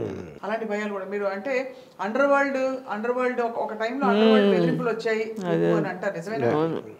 రావటం నిజమే, కానీ నాకు నేచర్ తెలుసు అది ఏంటి బెదిరింపు అనేది, ఎందుకు లేకపోతే ఎవరు చేస్తున్నారు, నాకు ఐ అండర్స్టాండ్ దట్ వర్డ్. మీకు అది అర్థమైనప్పుడు నేను ట్యాకిల్ చేయగలుగుతానని నాకు తెలుసు. అది వర్మ గారు, ఇప్పటికీ మీ ఇంట్లో వాళ్ళు ఎన్ని సందర్భాల్లో మాట్లాడినా మీరు ఒక చాలా దేవదూత, మీరు భూమి మీద పుట్టిన అవతార పురుషుడు, లేకపోతే ఇంకేదో భగవద్గీతని మొత్తం ఒక శ్రీకృష్ణుడు, ఈ టైప్లో మాట్లాడతారు మీ ఇంట్లో వాళ్ళు.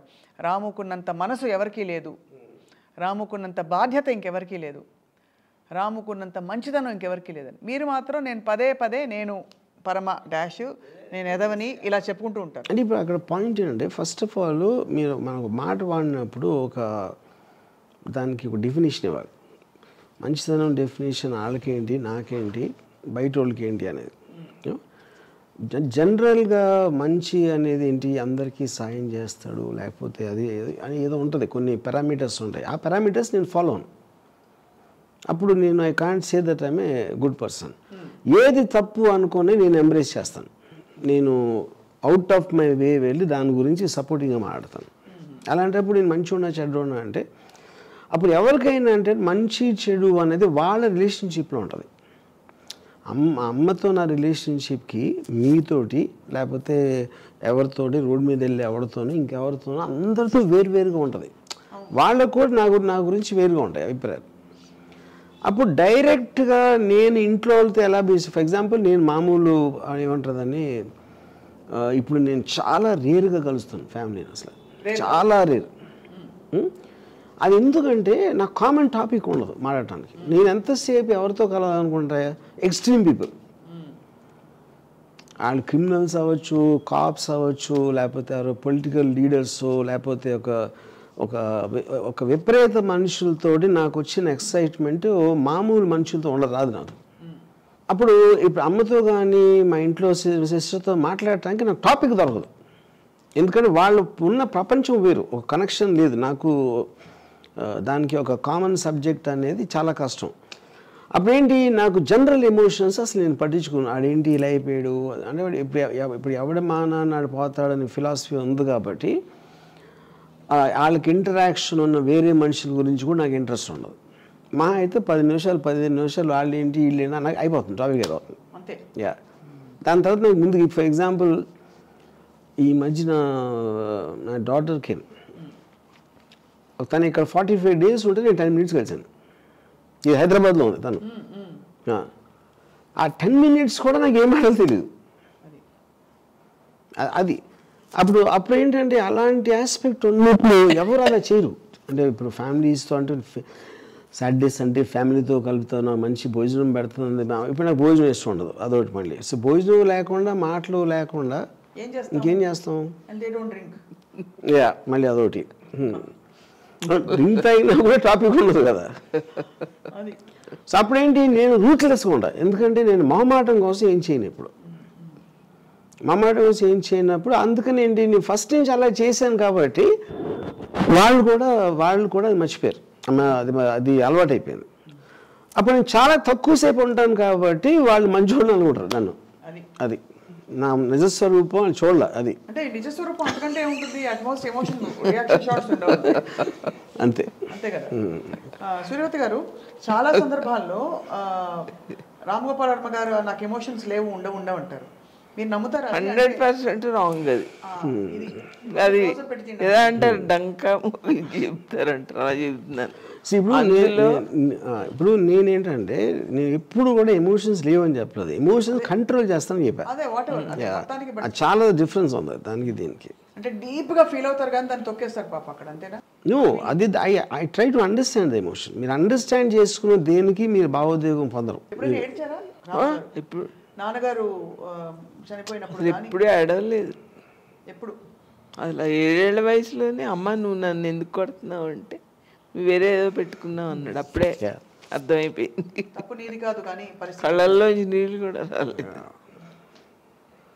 సో ఇప్పుడు ఇక్కడ ఏంటంటే పాయింట్ మీకు లాజిక్కి ఒక ప్రాక్టికల్ అప్లికేషన్ ఉంటుంది ప్రాక్టికల్ అప్లికేషన్ అంటే ఏంటంటే మీరు అనుకున్న దాన్ని మీరు ప్రాక్టీస్లో చేయటానికి మీరు ఆలోచించడానికి అవతలోళ్ళు ఎలా తీసుకుంటారనే దానికి అవతలోళ్ళ దృష్టిలో అది ఎలా ఉంటుంది అనుకునే దానికి ఒక తేడా ఉంటుంది సో దాంట్లో ఏమైంది నాకు మా ఫాదర్ పోయినప్పుడు యూనో నేను ఇమ్మీడియట్గా నా ఫస్ట్ రియాక్షన్ నాకు తెలిసినప్పుడు నా ఫస్ట్ రియాక్షన్ అమ్మ ఇది అమ్మకి ఎలా చెప్పాలి యూనో అప్పుడు నేను ఎక్కడ ఆ టైంలో ఒక ఎస్టీడీ బూత్ ఉండేది సెల్ ఫోన్స్ ఆ టైంలో ఎస్టీడీ బూత్లోంచి ఫోన్ చేసి అక్కడ చెప్పాడు నాకు నా ఫాదర్ ఎక్కడో భీమవరంలో ఆయనకు హార్ట్ అటాక్ వచ్చింది ఇంట్లో కానీ ఏంటి అది మా సిస్టర్ విజయ నన్ను నిద్రపోతూ ఉంటే లేపిందని బుజ్జి ఫోన్ చేసాడు అర్జెంటుగా నీతో మాట్లాడాలని సో నేను ఆ బుజ్జి అంత క్లోజ్ కూడా కాదు నాకు నిద్ర లేపి ఎందుకు చెప్తాను వెళ్ళి నేను మాట్లాడితే పక్కన ఎవరైనా ఉన్నారన్నాడు సో అక్కడ అమ్మకి విజయకు డౌట్ వచ్చింది ఏంటి బుజ్జి రాముతో ఇంత అర్జెంటుగా ఏంటి పని ఏడుతో అని సో అప్పుడు నేను వెళ్ళి బయట నుంచి ఫోన్ చేసి తెలిసాక నేను వెనక్కి వస్తా ఉట్టి అమ్మకి ఎలా చెప్పాలని ప్రాక్టీస్ చేస్తున్నాను ఇక్కడ వచ్చేసి నేను గట్టిగా నాన్న అంటే చాలా క్యాజువల్గా చెప్పాను నాన్నగారికి ఏదో చిన్న గుండె నొప్పి వచ్చిందంట నేను ఇక్కడికి తీసుకొచ్చేయమని చెప్పాను నాన్న దానికి అమ్మ అంటే షీ వాజ్ సస్పెక్టింగ్ ఏదో జరుగుతుంది ఎప్పుడైతే నాన్న పేరు చెప్పానో షీ కొలాప్స్ అక్కడి నుంచి నేను ఇంకా పెద్ద డ్రామా ఆడేసి ఎవరు ఇంటికి రావద్దని చెప్పి అది చెప్పి ఏదో అంతా చేసాను అయ్యి దీని మొత్తంలో నేను అసలు మర్చిపోయాను నేను ఎంతసేపు అమ్మకి ఎంత కేర్ఫుల్గా చెప్పాలి ఎలాగ రివీల్ చేయాలి అనే ఒక స్క్రీన్ ప్లే రాయటంలో బిజీగా ఉన్నాను నేను బేసిక్గా అయిపోయిన తర్వాత ఒకసారి బాడీ వచ్చేసిన తర్వాత నేను వెళ్ళి అంటే ఐ మీన్ మనం తన హ్యాపీ మూమెంట్స్ని గుర్తుపెట్టుకున్నాం ఇప్పుడు ఆయన ఫోటో పెట్టి ఇక్కడ దండ పెట్టి ఆ 11వ రోజు ఇవన్నీ మాత్రం దయచేసి చేయొద్దు దీనికి ముందేంటి మా ఫాదర్ ఏమో ఆయన బాడీని డొనేషన్కి ఇవ్వాలి ఐస్ డొనేట్ చేయలేదు చెప్పారు ఇప్పుడు ఆ టైంలో nobody wants to see that అంటే ఇప్పుడు మనం నిన్నటి వరకు మనతో ఉన్నప్పుడు నేనేమో నాన్నగారు కోరారు కదా అది ఎలా మనం అవాయిడ్ చేస్తాం అనే దాంట్లో కొంచెం ఆల్మోస్ట్ ఫోర్స్ఫుల్గా మాట్లాడాను అప్పుడు అమ్మ ఏడుస్తా నీ ఇష్టం అన్నాడు ఇప్పుడు అయిపోయిన తర్వాత ఐస్ డొనేషన్ అది చూసి అది నేను విపరీతంగా ఐ ఫెల్ట్ ఎందుకంటే అన్ని సంవత్సరాలు వాళ్ళిద్దరూ కలిసి ఉన్నప్పుడు నేనేదో పెద్ద తొక్కలో లాజిక్ తీసుకొచ్చి అండ్ ఎందుకంటే life is for the living not for the dead father పోయారు ఆయనకి అయితే తెలియదు ఏమవుతుందో అమ్మకి అలాంటి విజువల్ సబ్జెక్ట్ చేశానని నాకు చాలా చాలా పెద్ద regret maybe the most regretted incident in my life yeah but that's it and అయిపోయింది అదంటే that's one of the flops I made ఆ డెసిషన్ ఓకే అప్పుడు ఎందుకంటే నేను ఎక్కడి నుంచి ఉన్నాను అమ్మ ఎప్పటి నుంచి ఫాదర్ నుంచి పెళ్లి చేసుకున్నప్పటి నుంచి ఇన్ని సంవత్సరాలు వాళ్ళు గడిపి అందుకని ఆ రోజు నేను డిసైడెడ్ నా లైఫ్లో మళ్ళీ ఎప్పుడు నేను ఒక పోయిన వాళ్ళ బాడీ అనేది ఎంచుకోను that is one I decided first and last time ఇప్పుడు ఈ సందర్భంలో నేను ఒకటి చెప్తాను మీకు ఒకటి ఇప్పుడు ఎవరు ఎప్పుడు పోతారో ఎవరికి తెలియదు నేను ముందు పోయినా నువ్వు నన్ను చూడద్దు నేను నిన్ను చూడను ఎస్ కానీ ఇక్కడ ఒక రహస్యం ఐ లవ్ ఇట్ స్వప్న, ఒక రహస్యం ఇప్పుడు కనిపెట్టావా? ఇప్పుడు ఇప్పుడు ఫస్ట్ టైం మా అమ్మతో మాట్లాడు, మా అమ్మతో ఎస్ మా అమ్మతో మాట్లాడను, మా అమ్మ నేను 6 నెలలు అయింది అంటాడు. అవన్నీ ఏంటి మేము తలుచుకోవడం కదా.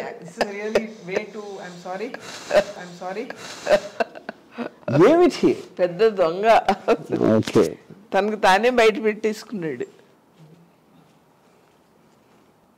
ఇంతకన్నా అండర్స్టాండింగ్ ఉంటుందా? ఉండదు. యా కాదు 20 ఏళ్ల కొడుకు. కానీ ఇది గుర్తుపెట్టుకోండి, అమ్మ 100% పాటిస్తుంది, నాకు తెలుసు అది. అది 20 ఏళ్ల కొడుకు చెప్పడం వేరు స్వప్న. 20 ఏళ్ల కొడుకు మా అమ్మ ఇష్టం, మా చెల్లెలు ఇష్టం, మా తమ్ముడు ఇష్టం అంటాడు. సరిగ్గా 4 ఏళ్ళ మారిపోతాడు. దానికి ఆ చెల్లెలకి ఏమి ఇచ్చేస్తున్నారో అని చూస్తుంటాడు అమ్మ. అలాంటిది ఈ పిల్లోడు అసలు 20 ఏళ్ళ వయసులో ఏ ప్రేమ ఉందో కుటుంబం అంటే ఇప్పుడు కూడా అదే ప్రేమ. దాంట్లో అసలు ప్యూర్ అంటే ప్యూర్. తెలీదు ఇది నేను 100% ఫస్ట్ ఇది చెప్తున్నా. నేను ఇప్పుడు మీరు ఒక పర్టికులర్ పాయింట్లో మీ ఇంట్లో ఉంటారు కాబట్టి మీరు ఆ వ్యక్తితో ఇంటరాక్షన్ ఎక్కువ ఉంటుంది కాబట్టి దాని మూలాన మీకు ఒక ఎమోషన్ డెవలప్ అవుతుంది. కానీ అదే ఎమోషన్ ముందుకెళ్ళి మీకు కంప ముంచుతుంది. ఎందుకంటే ఆ రిలేషన్షిప్స్ మూలానే మీకు అవన్నీ ఒక జైల్లాగా తయారవుతాయి. ఇది అవ్వట్లేదని బాధపడి అలా అయిపోయాడని ఇది అయిపోయి ఇలా నన్ను అన్నాడు అని, ఇదంతా కూడా ఫ్యామిలీ ఆస్పెక్ట్ అనేది అసలు అవుట్డేటెడ్ సిస్టమ్. అది ఇప్పుడు నేను చాలా స్ట్రాంగ్గా నమ్ముతాను. ఆ కాన్షియస్నెస్ అనేది ఏది what is the bond you have? మీరు ఎవరినైనా నేను దట్స్ సేయింగ్ కాదు, అదే అంటున్నాను. ఒకవైపున ఎమోషన్ ఉంది, దెన్ దానికి కనెక్టెడ్ అయ్యి మీకు ప్రాబ్లమ్స్ వస్తాయి తర్వాత. ఇంకో రహస్యం చెప్పనా? చెప్పండి. ఇప్పుడు నాతో చూడాలి, మాట్లాడాలి, అలా అంటే దొరికేస్తాడు.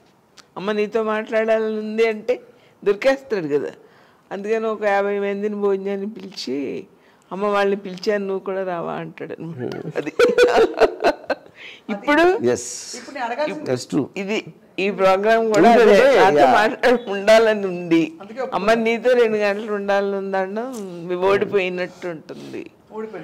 అందుకని తన చేతిలో ఉంది కనుక ఇది ఏర్పాటు చేసేసాడు. 100%. ఎందుకంటే ఇప్పుడు నాకు ఓన్లీ ఫ్యామిలీ మెంబర్స్తో ఉన్నప్పుడు లిమిటేషన్ వచ్చేస్తుంది టాక్. ఇప్పుడు ఫర్ ఎగ్జాంపుల్ నేను ఈ మధ్యన really enjoying company of my sister. కానీ ఏంటి, మా సిస్టర్ ఒక్కరు కాకుండా తన ఫ్రెండ్ లేకపోతే తన ఫ్రెండ్స్ లేకపోతే ఏదో సందర్భంలో వచ్చినప్పుడు ఒక మిక్స్ మ్యాచ్ ఉంటుంది. నేను ఉట్టి విజయతోనే ఉంటే నాకు తెలియదు, ఏం ఆడదు తెలియదు. అది నా పాయింట్. సో అది ఏంటి అప్పుడు ఏమవుతుంది, సిస్టర్ రోల్ నుంచి one of the friends companions ఏదో దాంట్లో వస్తుంది అన్నమాట. నేను సిస్టర్ లాగా చూస్తే నేను క్లైమ్, లేకపోతే నా కోటి ఉన్నాడు నా బ్రదర్, అసలు నేను కోటితో మాట్లాడాను, అసలు నా రేవతితో మాట్లాడాను ఫర్ ఎగ్జాంపుల్, నాకు ఏమంటో తెలియదు అసలు నాకు.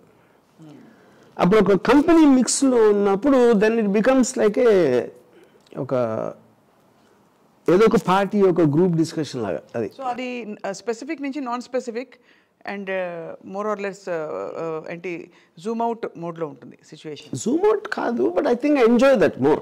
బట్ ఇది మాత్రం క్లాసిక్ మీరు చెప్పింది ఇప్పుడు అమ్మకి. బట్ అంటే it takes a lot of courage, guts to even talk about it. See, everything is inevitable. It is going to happen for sure. Anything which we don't want to talk about, the death అవ్వచ్చు, ఏదన్నా అవ్వచ్చు, I think to take it very casually. ఇప్పుడు for example Murali మా అన్నాడు, నాకేంటి మురళీ మాయతోటి I still feel is alive. అంటే నేను కలిసినా కలవకపోయినా నాకున్న ఇంటరాక్షన్ ఏంటి, ఆయనతో థాట్స్, ఆయనతో ఉన్న మూమెంట్స్, ఏదో వాట్ ఎవర్ జర్నీ చేసాం. సో నేను అది ఒక్కటే అది చూడకపోతే డెత్ బెడ్ మీద నాకు అబ్సల్యూట్లీ నాకు అసలు మీనింగ్ లేదు. డెత్ అనే దానికి మీనింగ్ లేదు నాకు. రాము 10,000 మైళ్ళలో ఉన్నా తన మనసులో నేనున్నాను, తన మనసులో నేనున్నాను. ఆ ప్రేమ నాకు చాలు, రోజు కనపడకపోయినా పర్వాలేదు. ఇప్పుడు నేను బాంబేలో నువ్వు ఒకసారి 1-2 years కూడా రాకపోవచ్చు ఫర్ ఎగ్జాంపుల్ చెప్తున్నాను. అది డెంట్ మేక్ డిఫరెన్స్ అంటున్నాను. సో ఇది చాలా ఇంట్రెస్టింగ్ పాయింట్. ఇది రాము గారు బాంబే మూవ్ అయిపోయినప్పుడు మీరు అప్పుడు ఏమనుకున్నారు, ఎలా ప్రాసెస్ చేసుకున్నారు దాన్ని? తను చక్కగా చెప్పాడు, అమ్మ నేను వెళ్తున్నాను, నువ్వు మరి ఏంటి నువ్వు బెంగ పెట్టుకుంటే మరి నాకు అక్కడ ఇంకేం పని కనపడదు, నువ్వే కనపడతావు అన్నాడు. అంటే వెంటనే రాముకు పనే కనపడాలి అనుకున్నాను. మీ గురించి అమ్మ చెప్తున్న విషయాలు ఇవి revolutions to the world. Because మీరు కోల్డ్, ఒక ఏం చెప్పాలి, anti social, against societies normal, ఇవి beyond emotions, devoid of emotions beyond గారు, ఇలాంటి ఒక ఇంప్రెషన్ క్రియేట్ అయింది కాలక్రమంలో. Rebellious, reckless, irresponsible. Yeah, but all of them is true. That is true. Maybe you're just getting mixed up with this. I think you're... see, the point is, ఒక aspect అనేది మీకు ఇష్టం అనుకోండి, కానీ దాని వెనకాల హిడెన్ డేంజర్ ఉంది అని తెలిసినప్పుడు అది ఎప్పుడు తెలుస్తుంది మీకు? దాంట్లోకి వెళ్ళినప్పుడే తెలుస్తుంది. అది దాంట్లోకి నేను వెళ్ళి దానిని స్టడీ చేశాను కాబట్టి ఫ్యూచర్ జనరేషన్ ఉండకూడదని, అందుకనే ఫ్యామిలీ స్ట్రక్చర్ కొలాప్స్ అవ్వాలని నా కోరిక. మీరు బాగా డిస్టెంట్ అయిపోయి ఉంటారు కుటుంబం నుంచి. మీ ప్రపంచంలో అక్కడ పెద్ద పెద్ద హీరోలు, స్టార్స్, ఇక్కడ ఇంటికి వస్తే మళ్ళీ మామూలు టిపికల్ మీరు పెరిగిన వాతావరణం. వాట్ వుడ్ హ్యాపెన్ అంటే స్విచ్ అయ్యేవారా? మోడ్ స్విచ్చింగా? లేకపోతే అక్కడ ఆమిర్ ఖాను, రెహమాను, ఇంకా ఉర్మిళ, శ్రీదేవి గారు, ఇంకా రకరకాల స్టార్స్ అందరూ మీ ప్రపంచంలో, అమితాబ్ బచ్చన్, అమ్మో Aishwarya Rai, who is who? కానీ నాకు క్వశ్చన్ అర్థం కదా. క్వశ్చన్ ఏం లేదు. ఇక్కడ ఇంట్లో మామూలుగా మీరు పెరిగిన వాతావరణం, అక్కడ మీరు కంప్లీట్లీ హై ఫ్లయింగ్ దీనిలోకి వెళ్ళిపోయారు. ఈ రెండు విజువల్స్ మీకు మ్యాచ్ అయ్యాయి మైండ్లో? అసలు అది ఇప్పుడు లేదు నాకు లైఫ్లో. అది ఆ కాంట్రాస్ట్ నేను ఎప్పుడు చూసేవాడిని కాదు. అది ఏదో మీరు ఏవీలో చూసినప్పుడు అది అనిపిస్తుంది, కానీ జనరల్గా వర్క్ మోడ్లో ఉన్నప్పుడు nobody really seems big unless you are emotionally connected. ఇప్పుడు నాకు ఎలా అనిపిస్తుందంటే, ఒక సైంటిస్ట్లా తను ఏమనుకుంటే ఆ సినిమా చేసుకుంటూ సాగిపోతూ ఉంటాడు, సైంటిస్ట్ లాగా. నెక్స్ట్ ఇంకోటి, తను అసలు మన గవర్నమెంట్ కూడా రాముకి ప్రైమ్ మినిస్టర్ అండ్ ప్రెసిడెంట్ గారు వేరే దేశంలో వాళ్ళకి ఏదో పని ఉందనుకోమ్మా, ఈయన్ని పంపిస్తే చాలా స్మూత్గా చేసుకుని వాళ్ళని ఇబ్బంది పెట్టాడు. అడిగిన ఆయనకి ఏమీ హాని ఉండదు, అడిగించుకున్న ఆయనకి. ఇక్కడ వీళ్ళకి ఏమీ హాని ఉండదు, స్మూత్గా పనిచేసి వచ్చేస్తాడు. అది ఎప్పుడు అలా అనుకుంటాను. కానీ I agree that I have the capacity, but I also am capable of creating a war. Creating ఏం వారు కాదు. ఎందుకంటే సేమ్ టెక్నిక్ యూజ్ చేసినాడు, చేస్తాడు ఎవరినైనా చాలా స్మూత్ వే, అండ్ అవతల వ్యక్తికి ఏమీ హాని జరగదు. ఇంట్లో సరే రాము గారు ఆయన మ్యారేజ్ వర్కౌట్ అవ్వలేదు, విడిపోయారు. మళ్ళీ పెళ్లి చేసుకున్నా అన్న, లేకపోతే ఇంకొక అమ్మాయిని చూద్దాం, లేకపోతే నువ్వు చూసుకుంటున్నావా, ఇలా విన్నాను నీ గురించి, ఫలానా అమ్మాయితో నీకు ఏమన్నా లింకప్ ఉందని చదివాను ఎక్కడో పుస్తకంలో. ఈ సందర్భాలు వచ్చాయి ఎప్పుడైనా? అసలు ఇంత మెచ్యూరిటీ ఉన్న అబ్బాయికి నేను పెళ్లి చేసుకోమని చెప్పడం ఏంటి? నేను రత్నాన్ని చెప్పాను, మా పిల్లలకి ఏముందమ్మా, పెళ్లి చేసుకోవాలనుకుంటే 2 గంటలే చేసుకుని వచ్చేస్తారు, మీ అమ్మ నాన్నగారు మంచి సంబంధాలు తెచ్చారు, నువ్వు చేసుకో తల్లి, నీకు అలా దొరకడు. మా పిల్లలకి ఏముంది, 1 రోజులో చేసుకుని తీసుకొచ్చి చూపిస్తారు, ఇలాంటి వద్దు అని. నీకు కరెక్ట్. వాళ్ళు ఎవరో ఇష్టపడి అడుగుతున్నారు కదా చేసుకోమ్మా అన్న. లేదు, నాకు ఇష్టం లేదు. అంటే తన పర్సనల్ ఇష్టం కదా అది, మనం చెప్పేది క్షేమంగా. అమ్మగా మీకు ఉంటుంది కదా ఒక బెంగ, ఎలాగా, ఏమిటి, ఎప్పుడు, ఎలాగా అని. నాకే మా పిల్లల విషయంలో, రాముకోటి విషయంలో వాళ్ళు బేలతనం లేదు వాళ్ళ దగ్గర. అంటే అర్థమైంది కదా, బేల కాదు, బేల కాని వాళ్ళకి మనం ఎందుకు. అండ్ ఇంత పెద్ద పెద్ద స్టార్స్తో, అమితాబ్ బచ్చన్ లాంటి టాప్ యాక్టర్ ఇన్ ద కంట్రీతో రాము గారు వర్క్ చేయబోతున్నారు అన్నప్పుడు, ఇప్పుడే కథ చెప్పాను కదా, ప్రెసిడెంట్ గారు, ప్రైమ్ మినిస్టర్ గారు పని అప్ప చెప్తే అలాగే తను చేయాలనుకున్నాడు, ఆయన ఒప్పించాడు, చేసేసి. మీరు కలిసారా ఆ సందర్భాల్లో? వెళ్ళేవారా షూటింగ్స్కి వాటికి? నేను బాంబే చాలాసార్లు వెళ్ళేదాన్ని. అంటే షూటింగ్కి వెళ్ళేదాన్ని. ఎందుకు, రాము దొరుకుతాడు, షూటింగ్లో అయితే ఫ్రీగా దొరుకుతాడు కదా, షార్ట్కి మధ్యలో తనతో ఉండొచ్చు కదా అని వెళ్ళేదాన్ని. జిఎస్టీ ఒక చాలా పెద్ద మైలురాయి. ఎవరికి మైలురాయి అంటే ప్రేక్షకులకి, ఎందుకంటే వాళ్ళు తట్టుకోలేని ఒక జోల్ట్ వచ్చింది, ఢామ్ అని.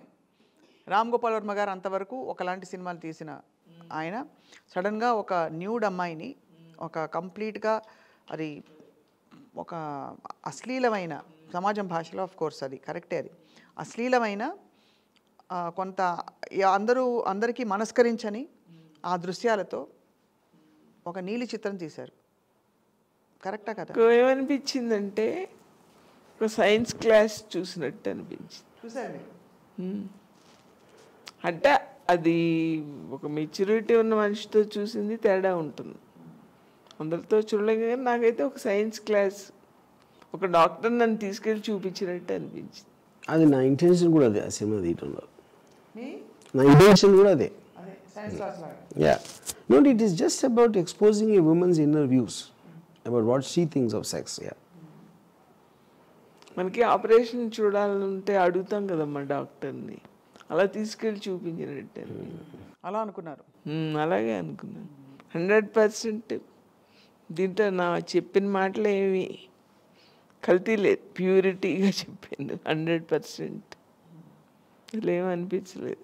So that was a very bold thing from you sir. అంటే ఎవరు ఎక్స్పెక్ట్ చేయలేదు. అది జిఎస్టీ దానికి కిరణ్ గారు మ్యూజిక్ ఇచ్చారా? కీర్వాణి ఇవ్వలేదు, కీర్వాణి ట్రాక్ ఒకటి తను చేశాడు. నేను కీర్వాణిని just asked him to produce music track for it. Right.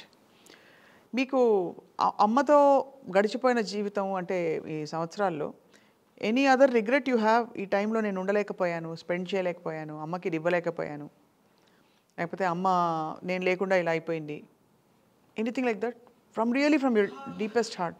ఎవరన్నా నన్ను అడిగితే నేను ఏదో చేస్తాను. But people in my family, Vijaya కానీ అమ్మ కానీ మా ఫాదర్ కానీ ఎప్పుడు ఎవరు ఆడలేదు అను. మరి ఇందాక అమ్మ చెప్పిన నేను ఆడలేదు, వాళ్ళు నన్ను అడగలేదు. అంటే they are content with that. అంటే ఐ డోంట్ నో, అంటే ఇప్పుడు అది అన్కండిషనల్ లవ్ అంటారా దాన్ని? No, I don't know. అంటే I think we as people we are like that. Almost అందరూ ఇంట్లో అందరూ కదా యాక్చువల్గా. ఎవరు ఎప్పుడు ఎవరిని ఏం అడగరు. ఏ పర్సన్ కూడా ఒక ప్రాబ్లం ఫేస్ చేయడం జరగలేదు. స్వప్న ఇంకో సీక్రెట్ చెప్పిన రాముకు కూడా తెలియదు. ఇప్పుడు రాము నేను వస్తానమ్మా అంట బాంబేకి, నేను ఎల్లుండి వస్తున్నాను కదా అని అంటాడు. వద్దని చెప్పాడు, రావద్దని చెప్పాడు. తర్వాత ఒకసారి అన్నాడు నేను హైదరాబాద్ వచ్చి 2 నెలలు ఉంటున్నాను అన్నాడు. అంటే ఐఆమ్ వెరీ హ్యాపీ, అబ్బా 2 నెలలు ఇంకా చూసేసుకోవచ్చు అని. కట్ చేస్తే ఫిలిం నగర్లో ఉన్నాడు 2 నెలలు. అదేంటి రాము అలా అంటే, మరి ఇంటి నుంచి షూటింగ్ వెళ్ళడానికి ఎంతసేపు పడుతుందమ్మా, ఆ టైం అంతా వేస్ట్. అదే నా యాక్చువల్ రీజన్, లేకపోతే మీ స్పేస్ మీకు కావాలనుకున్నారా? నిజమే, అబద్ధాలు. స్పేస్ అంటే నేను చెప్పాను కదా ఇందాక, నాకు ఇప్పుడు ఒక ఇంట్లో నేను కంటిన్యూస్గా వర్క్ చేస్తూ ఉంటాను. Internet, script, excellent. సో ఇంట్లో చాలామంది మా ఫ్యామిలీ మెంబర్స్తో నేను ఒక్కడిని ఐసోలేటెడ్గా ఉండటం అనేది నాకు చాలా ఆడ్గా అనిపిస్తుంది. The home is supposed to be about stay alone. Yeah, correct.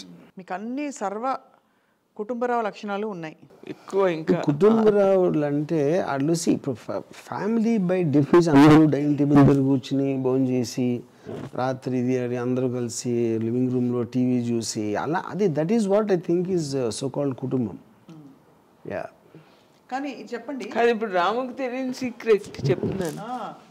నాకు రాముని చూడాలనిపిస్తుంది అనుకో, అప్పుడు నేను తపస్సు చేస్తాను. రాముకి నన్ను చూడాలనిపించాలి, రాముకి నన్ను చూడాలనిపించాలి అనేటప్పటికీ తీరిపోతుంది కదా. ఎవరెవరికి ఏ దేవుడికి తపస్సు చేస్తారు? ఏ దేవుడికి కాదు, తన ప్రేమకే. కానీ ఇది మాత్రం అమ్మాయి అని చెప్తున్నాను, నేను అసలు నాకు ఎవరిని చూడాలనిపించదు అబ్సల్యూట్గా. నేను కానీ అంటే స్క్రిప్ట్ రాసి చూడాలంది అలా ఉంటే అది కొంచెం ఎమోషనల్గా డ్రామాటిక్గా ఉంటుంది. అలా కాకపోయినా చూస్తే బాగుంటుంది. ఏం చేస్తాను, mind is so full of running ideas. అసలు నేను హ్యూమన్ బీయింగ్స్ అసలు నేను కనెక్ట్ అవ్వలేను అసలు. అది ఇప్పుడు అమితాబ్ బచ్చన్ చాలా క్లోజ్, బట్ కానీ నేను ఒక సినిమా నుంచి ఇంకో సినిమాకి 1 year 2 years గ్యాప్ వచ్చింది. ఒక్కసారి కూడా నేను అసలు ఆయన కలవను. మా అయితే ఏదో ఒక పర్టికులర్ ఇంట్లో ఒక మెసేజ్ ఏదో 1-2 మెసేజ్లు ఇలాంటివి తప్పిస్తే అసలు నేను కలవను అసలు ఎవరిని. నా వర్క్లో ఉన్నోళ్ళకి తప్పిస్తే ఆ రోజు చూసిన వాళ్ళు లేకపోతే అప్పుడు ఆ పర్టికులర్ టైంలో చేస్తున్నాడు నాకు అసలు అందరూ భయపడిపోతారు. ఇది నాకు తెలిసిన విషయం మిమ్మల్ని అడుగుతున్నాను కన్ఫర్మ్ చేసుకోవడానికి. Completely off from where we are. చిన్నప్పుడు వినాయక చవితి దసరా పండుగలకి రాము గారు కొబ్బరికాయలు అవి తెచ్చేవారు. అడుగుతున్నాం. అంటే అమ్మకి పని చేసి పెట్టడం, ఏదో ఒకటి. కాదు వినాయక చవితి అని కాదు, అమ్మ కొబ్బరికాయ తెమ్మంది అంటే తెస్తాడు. పక్కనే షాపులు పక్కనే ఉంటాయి కదా. పైగా హాలిడేస్ నేను కూర్చునేవాడిని Vinayaka Chavithi whatever that is and everything చేసేవాడు నేను. అంటే ద పాయింట్ ఏంటి అక్కడ Vinayaka Chavithi like for the ఉండ్రాళ్ళు 2-3 రోజులు చదువుకోకలా పుస్తకాలు అక్కడ పెట్టి అది నా మెయిన్ ఇంట్రెస్ట్.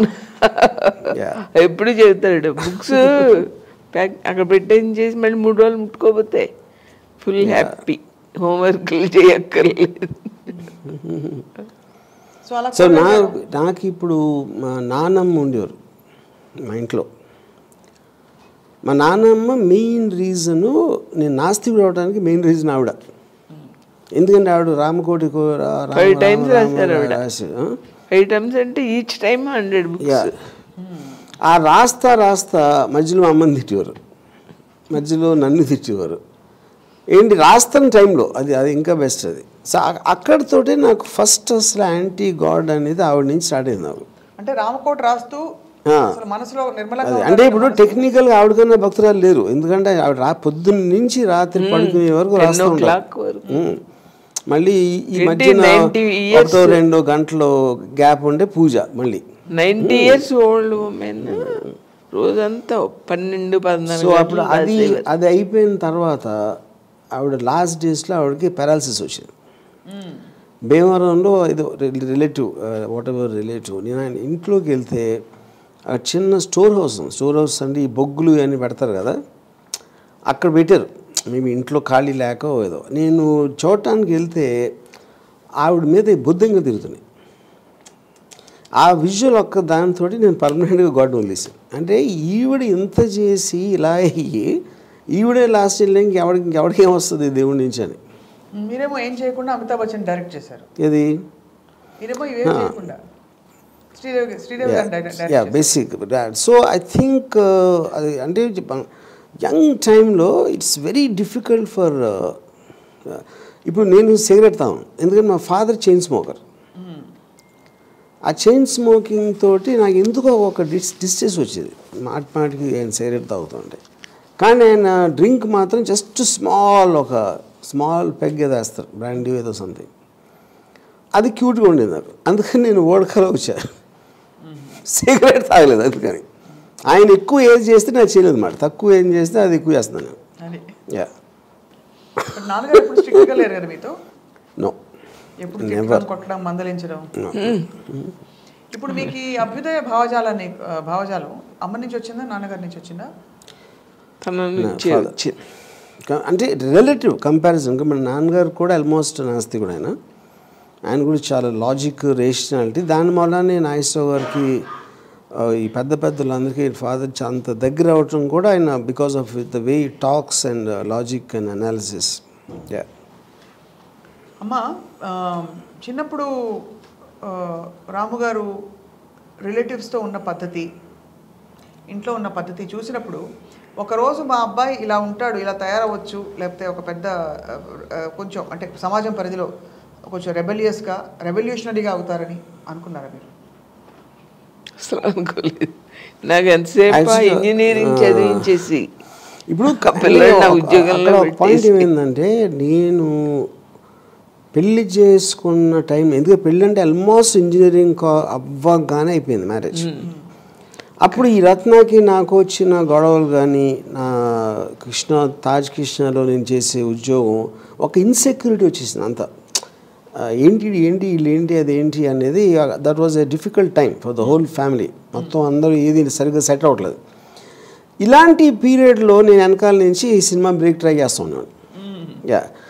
సో ఇది అసలు వాళ్ళ దగ్గరికి అంత వెళ్ళలేదు, అసలు ఏం చేస్తున్నాను ఏంటి అనేది అంత రిజిస్టర్ అవ్వలేదు ఎవరికి బేసిక్గా. సో నాకు గుర్తు, నాకు first time Shiva direction chance Annapurna studios ఇస్తున్నారు అన్నప్పుడు కూడా ఎవరు రియాక్ట్ అవ్వలేదు దానికి అసలు. ఎందుకంటే ఆ టైంలో అంత తెలిసేది కూడా కాదు ఏంటి డైరెక్షన్ అంటే ఏంటి, అది పెద్ద విషయం అనేది రిజిస్టర్ అవ్వాలా అనుకున్నారు అందరూ. యూనో అది దానికి మెయిన్ కారణం నాకు రత్నకి ఉన్న దాంట్లో ఆల్రెడీ అయిపోయాడు, ఈడేదో పిచ్చి పిచ్చిగా చేస్తున్నాడు, వీడియో లైబ్రరీ అంటాడు కాసేపు, లేకపోతే ఇది అంటాడు అని ఒక ఇన్సెక్యూర్ అట్మాస్ఫియర్ వచ్చింది. కాబట్టి నా సినిమాలో నేను చేయటం అనేది రిజిస్టర్ అవ్వలేదు ఎవరికి అసలు. నాన్నగారు కూడా maybe didn't take it seriously, నిజంగా అవుతుంది వాళ్ళు ఏదో మాట్లాడుతున్నాడు వెనకాల తిరుగుతున్నాడు, కానీ వాళ్ళు నిజంగా ఇస్తారా అనేది కూడా నాన్నగారికి డౌట్స్ ఉంటే అది కూడా ఎక్స్ప్రెస్ చేసి ఉంటుంది ఎక్కడో వచ్చాడు ఇంట్లో. ఫైనల్గా ఆల్మోస్ట్ ఫిలిం చూసేవరకు ఎవరికి అసలు they didn't feel the effect. Cinema release అయ్యే వరకు చూసి అఫ్ కోర్స్ నాకు అసలు ఎప్పుడే అక్కడ నాకు గుర్తుంది, రత్న ఏమో ఈ భాస్కర్ ప్యాలెస్ అని ఒక హోటల్ ఉండేది, దాంట్లో ఒక ప్రివ్యూ థియేటర్ ఉండేది. అక్కడ చూసి షాక్ అయిపోయింది అసలు. అంటే ఫస్ట్ టైం తనకి రిజిస్టర్ అయింది ఇదేదో జరిగిపోయింది అనేది అక్కడ. నాకు ఇప్పుడు అమ్మ విజయ్ ఎప్పుడు చూసారో నాకు గుర్తులేదు. నాన్నగారు చూశారు స్టూడియోలో, చూసి అది ఆడదని చెప్పారు నాకు. It is too intelligent, it is too intelligent for the audience అని చెప్పారు. అమ్మ మీరు ఎప్పుడు చూసారు ఫస్ట్ శివ? నేను స్టూడియో అన్నపూర్ణ స్టూడియోలో చూసేమనుకున్నారు, నా కొడుకు గ్రేట్ అనుకున్నారా? అందరూ ఎంత రామలింగరాజు గారు. కానీ ఇప్పుడు నాకు అమ్మ నన్ను చూసి నన్ను ఎంత వాడబోయావురా అని చెప్పినట్టు గుర్తులేదు నాకు. చెప్పలేదు అది చెప్పలేదు. అసలు ఒక్కొక్క విషయం వింటూ ఉంటే నాకు పేజీలు తిరిగేసి ఆ ఫేజ్లోకి వెళ్ళిపోయినట్టు అనిపిస్తుంది. సో ఓవరాల్గా మీరు అంటే మీ జర్నీలో సూర్యవతి గారు, రామ్ గోపాల్ వర్మ గారి మైల్ స్టోన్స్ అన్నీ ఒకవైపు, కానీ ఆయన భావజాలం, ఐన్ ర్యాండ్ ఫిలాసఫీలు, నీషేలు ఇవన్నీ ఇంట్రడ్యూస్ అయినప్పుడు ఏమనుకునేవారు మీరు? ఏమనుకునేవారు? అవన్నీ నాకు తర్వాతే తెలిసింది. అసలు రాము చిన్న స్టూడెంట్గా ఉన్నప్పుడు నాకు తెలియదు. కాకపోతే ఒకటి చెప్పిన ఒక జోక్, నేను ఎద్దనపూడి సులోచన మీకు ఐడియా ఉందా? అయ్యో, ఆవిడ నవల్స్ చదివి తెలిపోతూ ఉండేదాన్ని 30 ఏళ్ళ వయసులో. 10 ఏళ్ళ పిల్లడేమో ముప్పాళ్ళ రంగనాయకమ్మ గారి నవల్స్ చదివి తను జీర్ణించుకునేవాడు ఆవిడ. నేనేమో ఎద్దనపూడి సులోచన గారి నవల్స్, ఆహా ఇలా ఉండాలి నవల్ అంటే. ఆవిడ ఆ నగ్న సత్యాలు రాస్తే మనకేం నచ్చుతుంది. పేర్లు మాత్రం దేవుడి పేర్లు పెట్టారు కదా రాము గారికి, రామ్ గోపాల్. ఫస్ట్ మా అత్తగారు పెట్టుకున్నారు, రామ్ కోటి రాశారు కదా, తన పేరు రాము, మా చిన్న కొడుకు పేరు కోటి, విజయలక్ష్మి కూడా ఆవిడే పెట్టుకున్నారు. నా పేరు రామ్ పండు అని పెట్టారు. రామ్ పండు అని పెడితే నాన్నగారు చాలా ఫీల్ అయిపోయి ఒక స్కూల్లో అందరూ తిడతారు, స్కూల్లో అందరూ గేల్ చేస్తారు అని రామ్ గోపాల్ వర్మ అని పెట్టారు అక్కడ. ఇక్కడ పాయింట్ ఏంటంటే ఇప్పుడు దీని పుణ్యమాన్ని రేపటి నుంచి టూలర్స్ అందరూ రామ్ పండు అంటారు నన్ను. కానీ ఇంకా అసలు ఇంకొక కథ ఉంది. తను పుట్టినప్పుడు మా పెద్దమ్మమ్మ గారు ఉన్నారు ఇక్కడ హైదరాబాద్లో. మా అమ్మ ఆవిడ్ని తోడు తెచ్చుకున్నారు. రాము నిలోఫర్లో పుట్టాడు. ఇప్పుడు మా పెద్దమ్మమ్మ గారు ఏం చేశారంటే ఇలా ఎత్తుకుని అమ్మ అశోక్ చక్రవర్తి అని పేరు పెట్టవే అన్నారు. అంతటి వాడు అవ్వాలి, అవుతాడు అంటే. తర్వాత నెక్స్ట్ 5 months 6 months అయ్యాక మా అమ్మకి నాకు కూడా తన పేరు మా అత్తగారిని పర్మిషన్ అడగాలని తెలియలేదు. నేను వెళ్ళాను నరసాపురం, ఏం పేరు పెట్టారు అన్నారు మా అత్తగారు. నాకు అసలు ఆవిడంటే చాలా భయం. అంటే ఇలా అశోక్ వాడేవాడు, వాడు మన కులమా, అశోక్ మన కులమా, వాడి పేరు పెడతారా, రామ్ పండు అని పిలవండి అని చెప్పేసారు అంటారు. So Ashok Chakravarthi to Ram Pandu to Ram Gopal Varma, good travel. కానీ మరి మా పెద్దమ్మమ్మ నిన్ను దీవించినట్టే అయ్యావు మరి చూడు, ఆవిడ నోరు ఎంత మంచిది. సో ఓవరాల్గా రామ్ పండు గారు thank you. Yes, I have no problem. ఇప్పుడు నన్ను వాళ్ళు సోషల్ మీడియాలో పిలిచే పేర్లకి ఇదో పేరు అంతే, ఇంకొకటి యాడ్. No problem. అంటే ఇప్పుడు ఏంటి, రాంపండు పిచ్చనా కొడగా కానీ బెటరే కదా. Okay, no problem. Yeah. Rampandu గారు, ఎప్పుడైనా అమ్మ మీకు అంటే కలిపి పెట్టడాలు ఇలాంటి కామన్ అంటే I'm sure it must have happened in very small. కాదు, ఇవి నన్ను తినేవాడు కాదు, చిన్నప్పుడు పాలు కూడా సరిగ్గా తాగేవాడు కాదు. ఆ తాగని పిల్లలు ఇంకా ఉసూరమంటూ ఉంటారు కదా. 3 సంవత్సరాలు 4 సంవత్సరాలు ఇలా ఎత్తుకునే వంట చేసేదాన్ని. మా ఇంటికి వేణక్క, అక్క నీకు పద్మశ్రీ బిరుదు ఇయ్యాలక్క, నువ్వు ఎత్తుకుని వంట చేస్తున్నావు, ఎలా చేస్తున్నావే. మరి తినని పిల్లలు కాదు, ఎత్తుకుని నేను పిచ్చి పిచ్చి క్వశ్చన్లు అడిగి ఏడిపోతే ఒక చిరాకు వచ్చి నూనెలో వేసేలాగా. నూనెలో వేసా, అదొక అడ్వాంటేజ్. అంటే పిల్లలు చిరాకు పెడతారు కదా.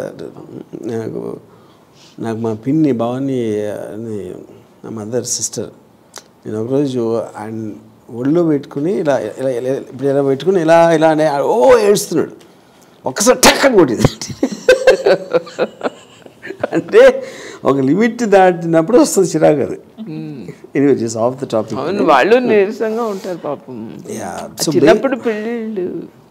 But what is actually evident, ఇప్పుడు ఇన్ని ప్రశ్నలకి దాని కామన్ పాయింట్ ఏంటంటే దట్ సమ్వేర్ మిమ్మల్ని అఫ్కోర్స్ అమ్మ అర్థం చేసుకున్నట్టు అని అంటాం, చాలా డీప్గా అర్థం చేసుకున్నారు ఓవైపు, ఇంకోవైపు ఆవిడ చూడాలనుకుంటుంది మీలో చూస్తున్నారని కూడా అనిపిస్తుంది. Is that right? సి నాకు ఇప్పుడు నా ఫిలాసఫీగా నేను మాట్లాడేది కానీ లేకపోతే నేను జీవించే విధానం కానీ ఆ అన్నిటి దాంట్లోంచి అమ్మకి ఎంతో కొంత కరేజు, ఎంతో కొంత అండర్స్టాండింగు, ఒక హ్యాపీగా ఉండాలి బతికినంత కాలం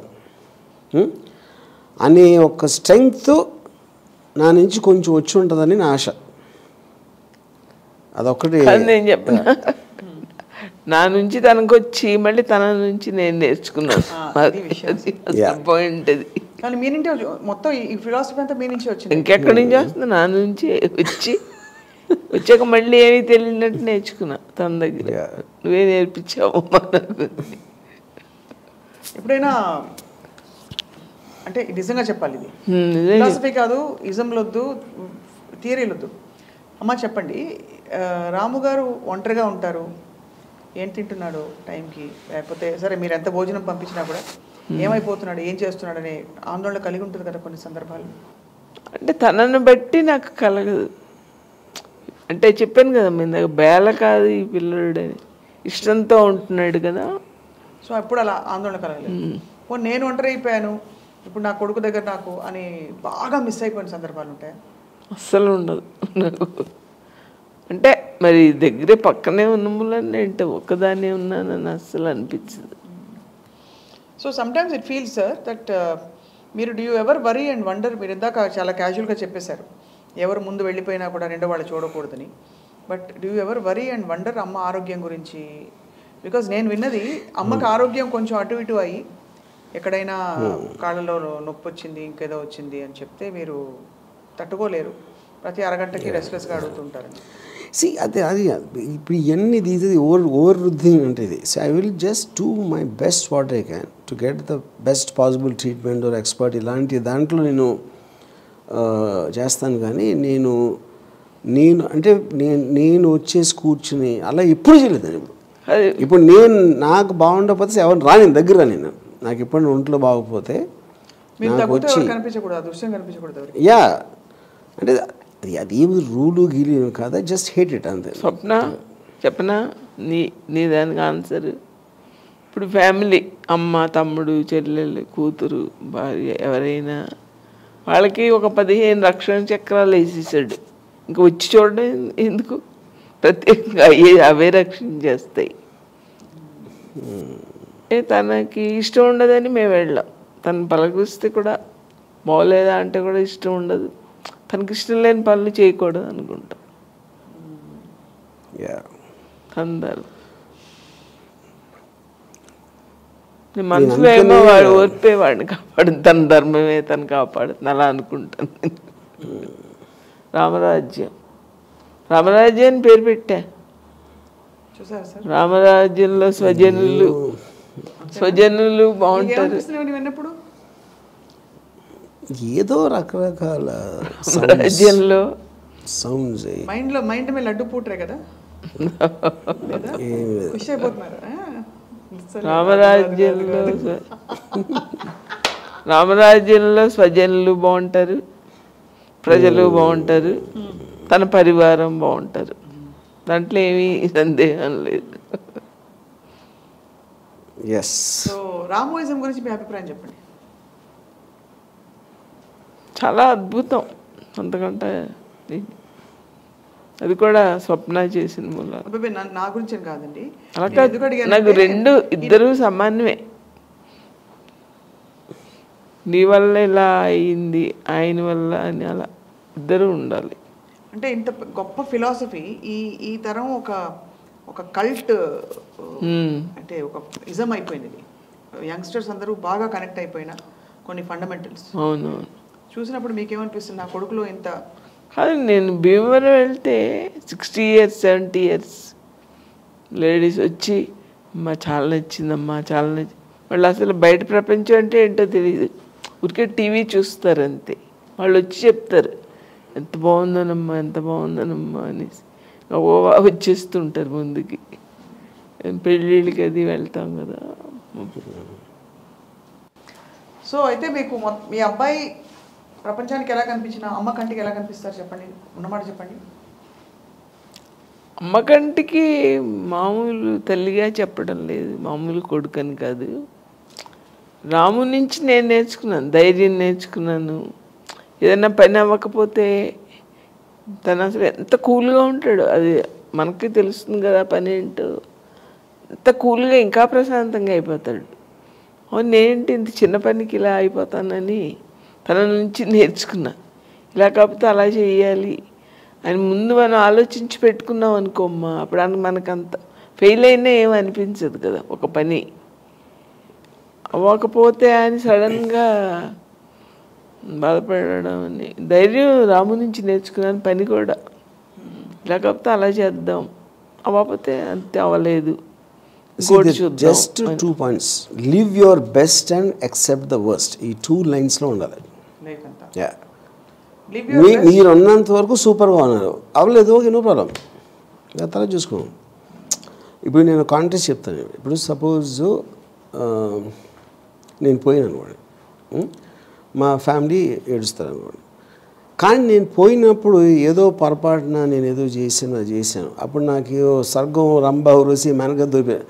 నాకు రంభ ఉరసి మేనక దొరికిపోయారు కాబట్టి వీళ్ళు ఏడుస్తున్నారంటే అది చాలా తప్పు కదా. అప్పుడు ఏంటి, నా సుఖం చూసి వాళ్ళు కుళ్ళుకుంటున్నారా ఏంటి? సో నేను అలా చూస్తా. ఓకే లేదు నేను కానీ తెలియదు కదా, నేను నరకానికి వెళ్ళినా స్వర్గానికి తెలియదు. ఇప్పుడు ఇలా చేసాడు కానీ కొంతమంది బాగా మంచోడు అంటున్నారు కదా, వీళ్ళు ఎలాగో నమ్ముతున్నారు. అప్పుడు వాళ్ళ పాయింట్ ఆఫ్ వ్యూలో, మా మదర్ సిస్టర్ పాయింట్ ఆఫ్ వ్యూలో నేను చాలా మంచివాడిని. అప్పుడు నేను డెఫినెట్గా స్వర్గానికి వెళ్తాను. స్వర్గం అంటే మంచి వాడక, అమృతం వాడక ఉంటుంది, మంచి మంచి అమ్మాయిలు ఉంటారు. ఇంకప్పుడు ఇంక ఏడవడం ఎందుకు, అందరూ సెలబ్రేట్ చేసి గంతులేని రోడ్డు మీద డాన్స్ చేయాలి నేను పోతే. అది నిజమైన ప్రేమ అంటే అది.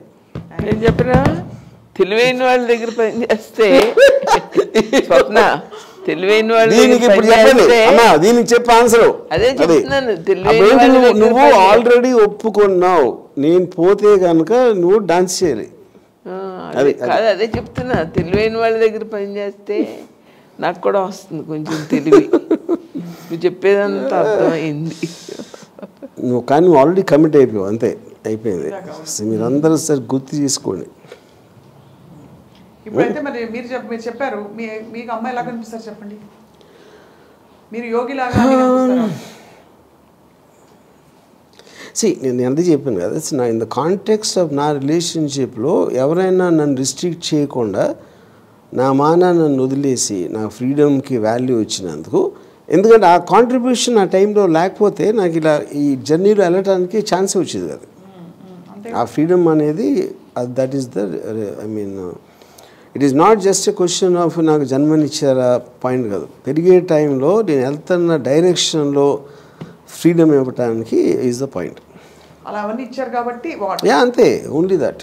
కాబట్టి అంటే అందుకనే I value her in my life. అది జన్మనిచ్చినందుకు ఎవరు నేను. ఎందుకంటే జన్మ ఎవరు కూడా ఒక పర్టికులర్ పర్సన్ని పుట్టించడానికి ఎవరు చేయరు. పెంచటం అనేది దట్ ఈస్ కంప్లీట్లీ డిఫరెంట్. రాము గారికి ఇంకేమైనా అవార్డ్స్ రావాలి అలాంటి ఏమైనా కోరికలు ఉన్నాయా? పద్మశ్రీ, పద్మభూషణ్, భారతరత్న నేను ఇచ్చాను కదా, యోగి, సైంటిస్ట్ అవార్డులు చాలు. ఇంకే అలా ఎవరు ఇవ్వలేదు కదా ఇంతవరకు. పోనీ ఎవరైనా విన్నావా?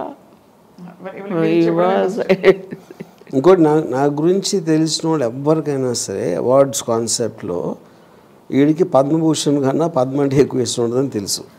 అప్పుడు పద్మభూషణ్ ఎందుకు? అప్పుడు పద్మని అయితే మా అమ్మ ఇవ్వలేదు, అందుకని నన్నే ఎత్తుకుంటాను వదిలేస్తున్నాను. నన్ను గొలుసు ఇప్పేసినట్టు నేను ఒక పిచ్చుకోక అని వెళ్తా రోడ్డు మీదకి. పిచ్చికొక్కని వదిలేయాలనే సత్యం మా అమ్మకి తెలుసు.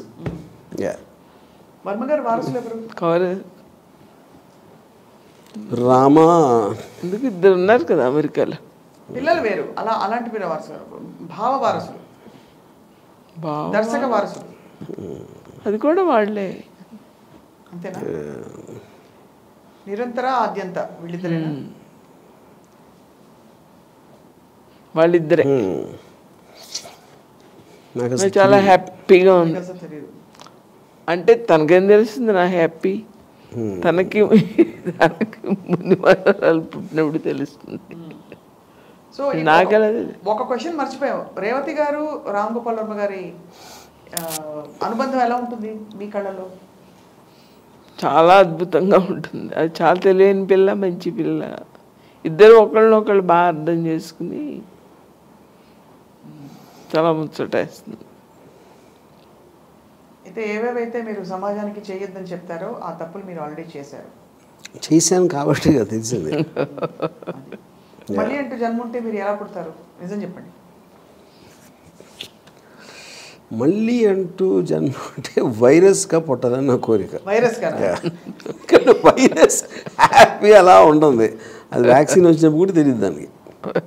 అంతే అంటారు.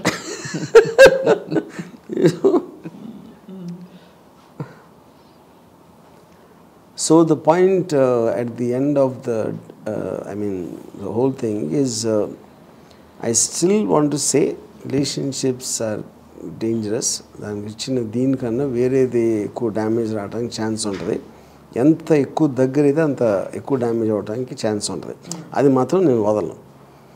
సో ఇవన్నీ పెరిఫరీలో కమిట్ అయిపోయాం కాబట్టి ఇంతవరకు ఓకే. ఇప్పుడు నేను పేరెంట్స్ని పిల్లలు పుట్టించకూడదని చెప్తాను. ఎందుకు చెప్తాను అది? ఫస్ట్ ఆఫ్ ఆల్ వాళ్ళు ఒక ఏముంటుందని మీ మెడకి గుదిబండ్లు అవుతారు. వాళ్ళని పెంచి పెద్ద చేసి వాడు ఏం చేస్తాడో తెలీదు, ఏమవుతాడో తెలీదు.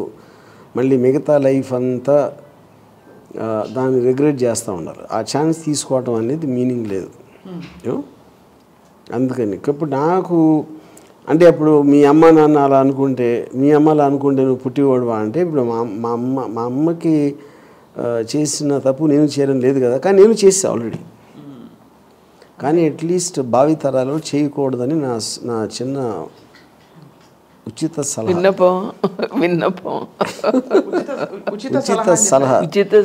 రామ్ గోపాల్ వర్మ గారు, ఇప్పుడు అమ్మ గురించి అమ్మతో మాట్లాడాం కాబట్టి మంచి అమ్మ మీద పాట పాడండి. మీరు పాడతారు? అమ్మ మీద పాట ఏ పాట వస్తే ఆ పాట పాడండి, అదే మేము అమ్మకు అన్వయించుకుంటాం. ఈ పాట వస్తుంది సార్, జస్ట్ ఈ జీవన తరంగాలలో ఆ దేవుని చదరంగా ఎంత అది మంచి మీరు సింగర్ అవ్వాల్సింది. యాక్చువల్లీ ఈ కోణం ఎవరు చూడలేదు. మీరు తప్పకుండా మళ్ళీ ఒక గొప్ప సింగర్గా పుట్టి అదే టైంలో మనకి గొప్ప గొప్ప సింగర్గా పుట్టడం ఎందుకు, ఇప్పుడే అయిపోయాడు కదా. ఇప్పుడు అయిపోవచ్చు కానీ నేను న్యాచురల్గా నాకు వచ్చే పని చంపరా టన్ టన్ టన్ టన్ టన్ టన్ టన్ టన్ అది రక్త చరిత అది జీవన తరంగాలు లాంటి సినిమా పాట నేను లైఫ్లో పాడిన ఇప్పుడు. అది ఇవాళ మనసు నిండిపోయింది, బట్ చాలా ఎమోషనల్గా ఉంది నాకు కూడా. అంటే ఆ మాట అనేసరికి ఇందాక నుంచి ఎవరిని చూడకూడదని చెప్పారు కదా, అది ఎక్కడో కొంచెం అనిపించేలా ఉంది. అందుకని అది అర్థం అవ్వాలంటే తెలివి ఉండాలి. నాకు లేదంటారు ఇది మీకు అనిపిస్తే అలా, అదే సెలబ్రేషన్ మ్యాన్. అంతే. Yeah. That is, but so if celebration, then why? What is there not to see? What is there not to see? If it's because I don't want that visual. I mean, I want a thought. If it's a celebration. No. Celebration appudu you don't want a dark image, no. అది point అక్కడ. ఆ image మాత్రం డార్కే. Yeah.